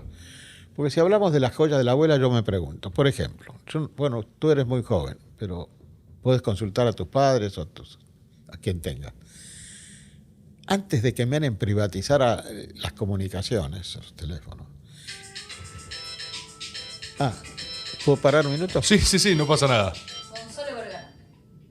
Espera. Atendé si querés, pero fíjate que no salga por el... Hola. Silenciale el micrófono. Hola. Así hacemos un pequeño espacio. Y si se escucha algo, yo lo mantengo acá en el micrófono, mantenerme acá la cámara aunque sea. El compañero Carlos Vladimiro Corach atendió un llamado importante que sucedió en el medio de este método, así que yo voy a aprovechar para presentar a nuestra producción acá, presente, haciendo este programa. Tenemos a nuestra productora ejecutiva, la Sus Leunda, tenemos a Trinidad Rebord. Sí, quiero un vasito de agua, por favor. Esta vez nuestro querido Tommy Cislián, nuestro productor audiovisual, se ha tenido que retirar, pero dejó al inigualable Joaco. Joaco, ¿querés dar algún dato más tuyo para que la gente sepa de tus conocimientos técnicos y especiales? No, Joaco no quiere decir absolutamente más nada, pero en este momento está operando las cámaras él. Che, y aprovecho para preguntar, ¿qué pasó que no pudimos encontrar el video de los mariachi? ¿No aparece ahí en el costado? Bueno, está bien, no importa. Invitamos a la gente en este momento mirando el método, cosa que como bien saben no se va a cortar y no sabemos cuánto más puede durar la llamada de Carlos, a googlear estas cosas. Googleen. Estamos hablando con una persona que lo despertaban a las 7 de la mañana los periodistas y tenía 80 micrófonos alrededor de la cara. ¿Ya está volviendo el estimado Carlos? Pasa al baño, igualmente. Carlos nos informa que... Si lo buscamos, busquémoslo, total, no hay ningún problema, no pasa nada. Yo mientras tanto les hablaré algunas cosas que estamos barajando para con el método. La primera es que a partir de este momento que ustedes están viendo, y por qué no, decírselos ahora, antes que en cualquier otro lugar, este quizás sea el último método de este año. Pero no lo sabemos, porque hay algunas conversaciones promisorias con algunas personas que sería interesante como para cerrar, pero quizás, quiero que lo sepan, quiero que lo aprecien mientras están escuchando esto en sus distintos dispositivos, YouTube, Spotify, mucha gente lo escucha en Spotify también. Esto creo que nunca lo anunciamos en ningún lado, pero está en Spotify obviamente. Quizás están escuchando la última emisión del método en este año, 2021. Y después volvemos. Y me decís que ¿no se encontró? No hay registro. Lo borraron. Lo borraron la despedida de los mariachi, impresionante. Tenía una gana de verlo, lo contó, pues un delirio absoluto.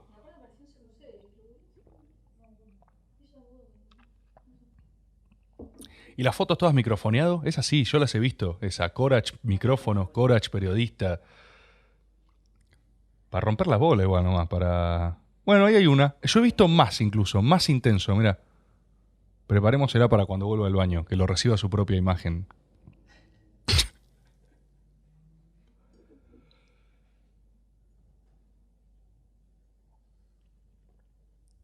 Ese es conocido también, el que está ahí a la derecha. No me sé el nombre. Creo. O estoy flasheando. Creo que sí. Creo que es uno que está ahora. ¿Cuánto tiempo vamos? 1 hora 47. Ya casi tirando las horas. Ah, mirá. ¿Lo sentías más corto? Lo sentí más corto. Pensé que hablamos menos tiempo. No, hubo una buena intro también. Claro, sí, sí, sí. Sí, tal cual.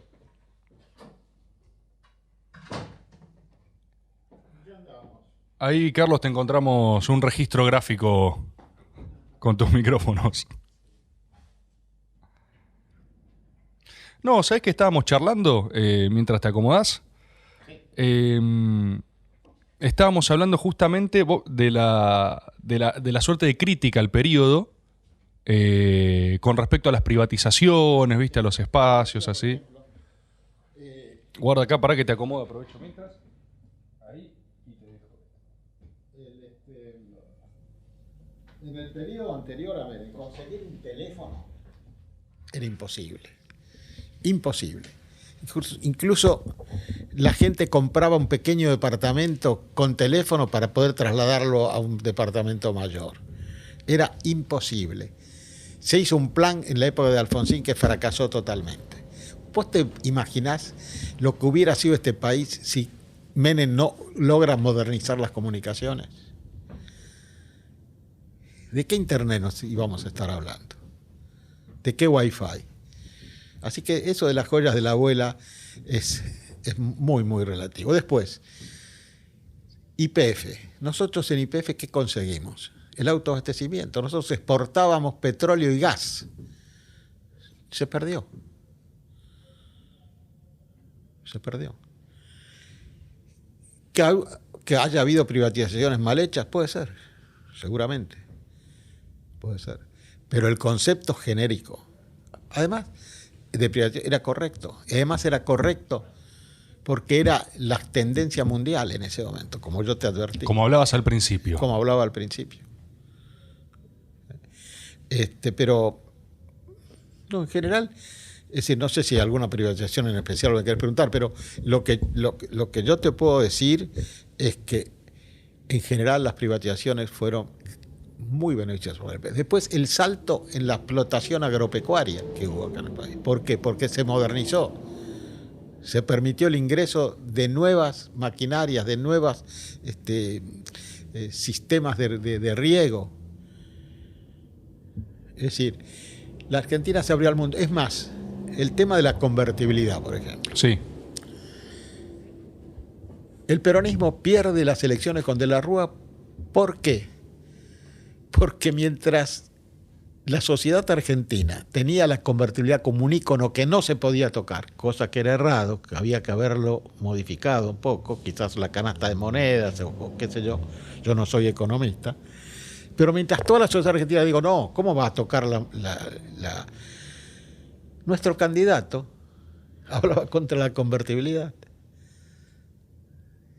Todo el día Duhalde hablando contra la convertibilidad. ¿Y qué pasó entonces? De la Rúa, que no era tonto, te vuelvo a repetir, se dio cuenta de eso. ¿Qué hizo? Dijo, no, yo voy a mantener la convertibilidad.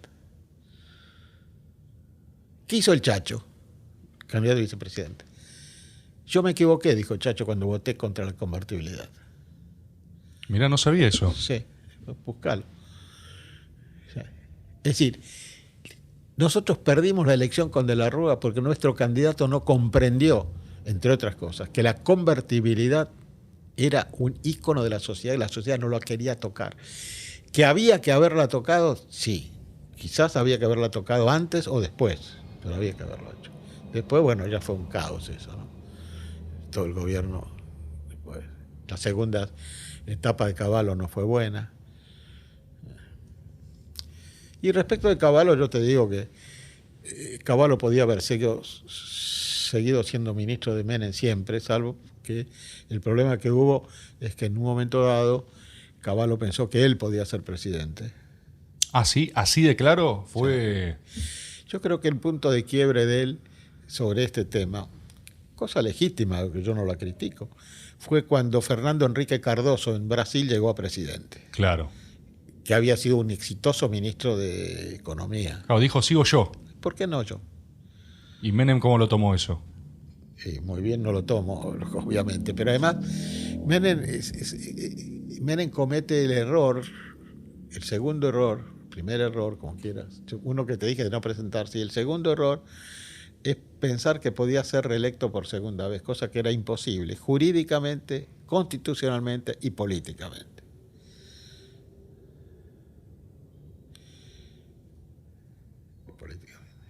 Políticamente. No podía ganar nunca una elección, de hecho no la ganó.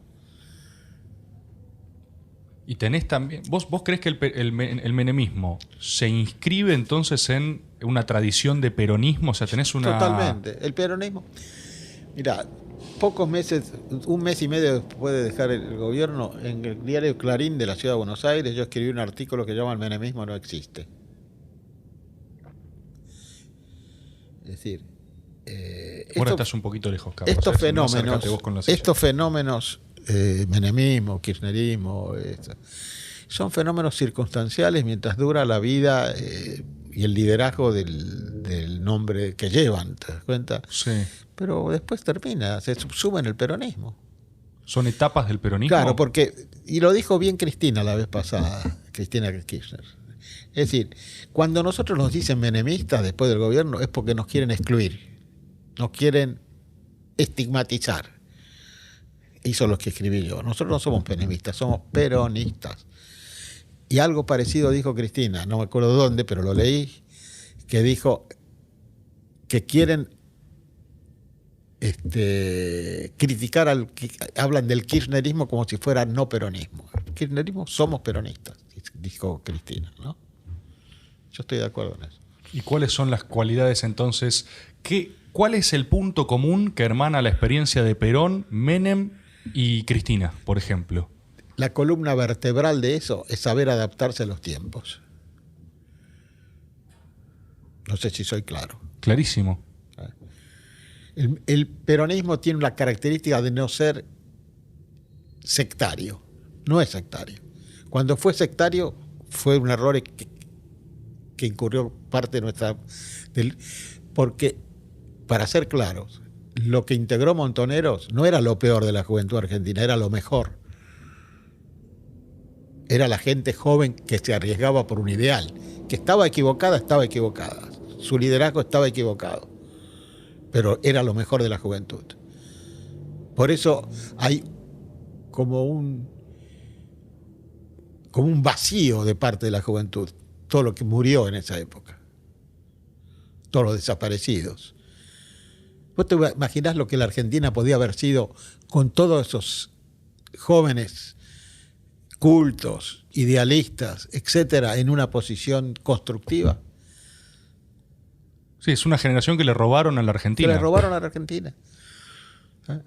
Una generación de dirigentes. De dirigentes y de hombres útiles al país. Desgraciadamente es así. Y vos en la crítica decís que faltó como esa acepción de adaptarse a los tiempos, de comprensión del tiempo histórico, quizás. De la juventud. La juventud le faltó comprensión de Perón. De saber. Perón era muy conservador. Perón era muy conservador. Era un militar. Nunca te tenés que olvidar de eso. Nunca te tenés que olvidar. Para saber realmente dónde estás parado. Entonces, ¿vos crees que López Rega lo dominaba a Perón? No creo. Sí creo que cada uno después tenían sus agendas, ¿no? Que intentaban empujar, correr, la hacían. Pero eso es otra cosa. Es otra cosa. Yo siempre... Por eso, cuando me hablan a mí, yo no soy cristinista ni kirchnerista, yo soy peronista. Pero cuando me hablan, por ejemplo, contra el Instituto Patria, yo lo defiendo, porque creo que ese instituto forma gente, que es muy importante. Yo no veo ningún otro partido político, institutos que formen gente. Forman dirigentes, forman cuadros. Claro, por momentos parece que se pierde un poco esa tradición, ¿no? De la formación de cuadros al interior de la política. Bueno, pero si perdés esa tradición y no formás cuadros, ¿qué es la política? Una rebatiña de cargos. ¿Qué sentido tiene? ¿Y qué es la política para vos? La política, la política nace con uno. Cuando uno tiene vocación política, nace con uno. Es muy difícil que vos veas un político exitoso que descubrió la política a los 50, 60 años. Es muy difícil. Es una pasión que vos llevas adentro del servicio público. Ahora, si la pasión no es de servicio público, es de servirte vos mismo, es distinto. Cosa que yo no excluyo que una pueda compartir con la otra, digamos. Pero la lucha política, por eso yo te señalaba que yo estuve fuera del gobierno durante 40 años o algo así, y seguí trabajando. ¿Por qué? Porque me animaba una manifestación de que estaba en la verdad y que podía servir al país. Clarísimo. Bueno, Carlos, no sé si querés decir, contar... Yo estoy... perdón, me emociona como mucho ver la traducción de tu vocación política también, ¿viste? O todo un periodo histórico enorme para mí, que yo capaz he estudiado, me he aproximado más de lejos y vos lo he vivido. Claro, lo has vivido. Es muy loco, ¿viste? Ir hablando esos procesos paso a paso y que en última instancia con diferencias, críticas, luces y sombras, todos los procesos políticos están hechos de gente con vocación, digamos. La Argentina tiene una historia muy difícil. Entre las invasiones inglesas y los años 70, 1870, hubo casi 100 batallas internas, militares, estamos hablando, confrontaciones, intentos de golpe de Estado, etc. Es un país que tiene poca cohesión, desgraciadamente. Porque lo que vos observás, de alguna manera, es que el argentino en general no siente que su suerte está ligada a los demás argentinos. Y eso es muy importante para la conformación de una nacionalidad. Es decir, hasta inventamos una especie de metalenguaje que no existe en ningún otro lugar del mundo. Si vos lo vas a intentar en otro lugar del mundo, no te van a entender. Cuando vos decís, mira vos, fulanito se salvó. ¿Y quién salvó? Del naufragio general. ¿Cómo se salvó? No importa. Robó, mató, se salvó. ¿Qué quiere decir salvó? Tiene una estructura económica importante. Es decir, ese es un metalenguaje que no existe en el mundo. Claro, en otros países la gente capaz le va bien, no es que se salva de su... Pero que en Estados Unidos, el tipo que le va bien, en general en la cultura anglosajona y protestante, revaloriza mucho el éxito. Sí. Nosotros tenemos una cultura judeo-cristiana para la que el éxito es un demérito. Tenés que justificar el éxito. Y no está bien visto. Eso lo dice Weber en la ética protestante. Claro. La lógica... La lógica ¿cómo es? De los términos, etcétera, ¿no? Pero Max Weber, cuando dice, lo analiza desde la otra ética. ¿No es cierto? Es decir, nosotros tenemos la historia nuestra, por ejemplo. Hay tantas historias como visiones políticas tiene la gente. Por ejemplo, hace poco se celebra la batalla de Obligado como el Día de la Soberanía. Sí. Pero, ¿qué es la batalla de Obligado? ¿Alguien se puso a ver qué significa la batalla de Obligado? Tiramos unas cadenas y les dificultamos el paso. ¿Por qué? Un rato. ¿A quién servíamos? ¿Al país? No. A los intereses nacionales. No, a Buenos Aires. Solamente a Buenos Aires. Porque ¿cuál era el objetivo de bloquear el paso de las flotas extranjeras río arriba? Impedir la libre navegación de los ríos. No, impedir que desde los puertos correntinos y los puertos entrerrianos pudieran comerciar. Y ese es el Día de la Soberanía Nacional. Te van a bancar mucho en Córdoba con lo que estás diciendo, ¿no? En Entre Ríos. Pero es que es así. Es decir, cuando nosotros nacemos con 13 provincias, son las provincias históricas. Esas 13 provincias, cuando se conformó el sistema federal, no dependían de Buenos Aires, porque estaban más ligadas al Alto Perú. A Perú. De donde venía, no se tenían que financiar con el puerto de Buenos Aires, venían las cosas del Alto Perú. Cuando la Argentina, cuando nuestro ejército pierde el Alto Perú, ahí se potencia Buenos Aires. Y se potencia el puerto de Buenos Aires. A partir de esto, todos los conflictos son con el puerto de Buenos Aires. Son para defender el puerto de Buenos Aires. ¿Rosas es federal? No. Rosas es el primer defensor del puerto de Buenos Aires. Lo hizo en obligado. Cosa que era el interés de su... Es decir, no había un concepto nacional. Bueno, lo ordena Roca eso recién, ¿no? ¿Sí? Bueno, Roca, por ejemplo, es una mala palabra, es un error. O, por ejemplo, gente que te habla históricamente, pacto Roca-Runciman, un desastre. Mentira. ¿Qué es el pacto Roca-Runciman? Cuando termina la guerra, antes de la guerra, las naciones que forman el Commonwealth, Nueva Zelanda, Australia, etcétera, empiezan a crecer, a tener mejores rodeos, mejores carnes, empiezan a progresar, compitiendo con nosotros, que éramos los proveedores hasta ese momento al Commonwealth, a Inglaterra, de esos productos. ¿Qué exigen entonces los países del Commonwealth a Inglaterra? Terminen con la Argentina. Acá hay que comprarnos a nosotros. ¿Por qué van a estar comprando en la Argentina? Sin embargo, con gran visión histórica, los ingleses y los argentinos firman un pacto, el pacto Roca-Runciman, que dura muchísimos años más, que se renovaba cada 4 años y que nos permite seguir abasteciendo a Inglaterra y progresando. Porque para eso, la época de los 30, de los 40, fue un gran progreso nacional, aparte del fraude, etcétera, hubo un gran progreso económico nacional. Firman el pacto Roca-Runciman, el hijo de Roca, Lord Runciman en Inglaterra, y esto se prolonga ¿hasta cuándo?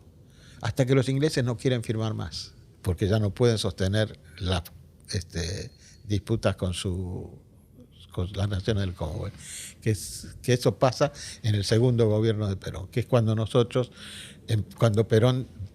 Exacto, volvemos al principio, digamos. Es el arco completo. Claro. Entonces hay algo muy preponderante para vos del arte de adaptarse a las circunstancias. Ese es el peronismo. Por eso el peronismo tiene tanta resiliencia en la vida política nacional. Porque es como una estructura permanente, que se va adaptando para gobernar a los tiempos.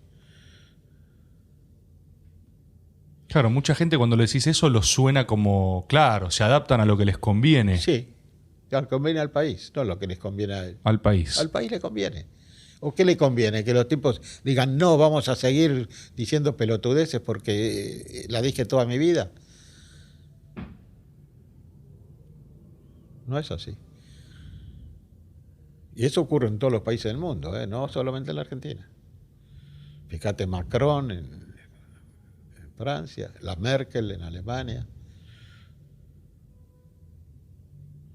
Además, lo que es importante es decir, que en la Argentina hay cosas que tienen que corregir, pero nosotros tenemos cosas muy, muy positivas también, ¿no es cierto? Es decir, es una sociedad que en algunos aspectos es muy solidaria también. Solidaria. Pero tenemos que inculcar en la juventud que quiera hacer política, que la política no es solo obtener un cargo público, es militar. Y eso me parece importante, que se haga. Buenísimo. Bueno, Carlos, te agradezco por haber venido. Muy bien. Te agradezco por tu tiempo, una cantidad inmensa. Y sí, estuvimos más de 2 horas, me parece, hablando, o 2 horitas hablando. Perfecto. 2 horas 10. Mira. ¿Qué te parece? Espectacular, ¿viste? Como quien no quiere la cosa.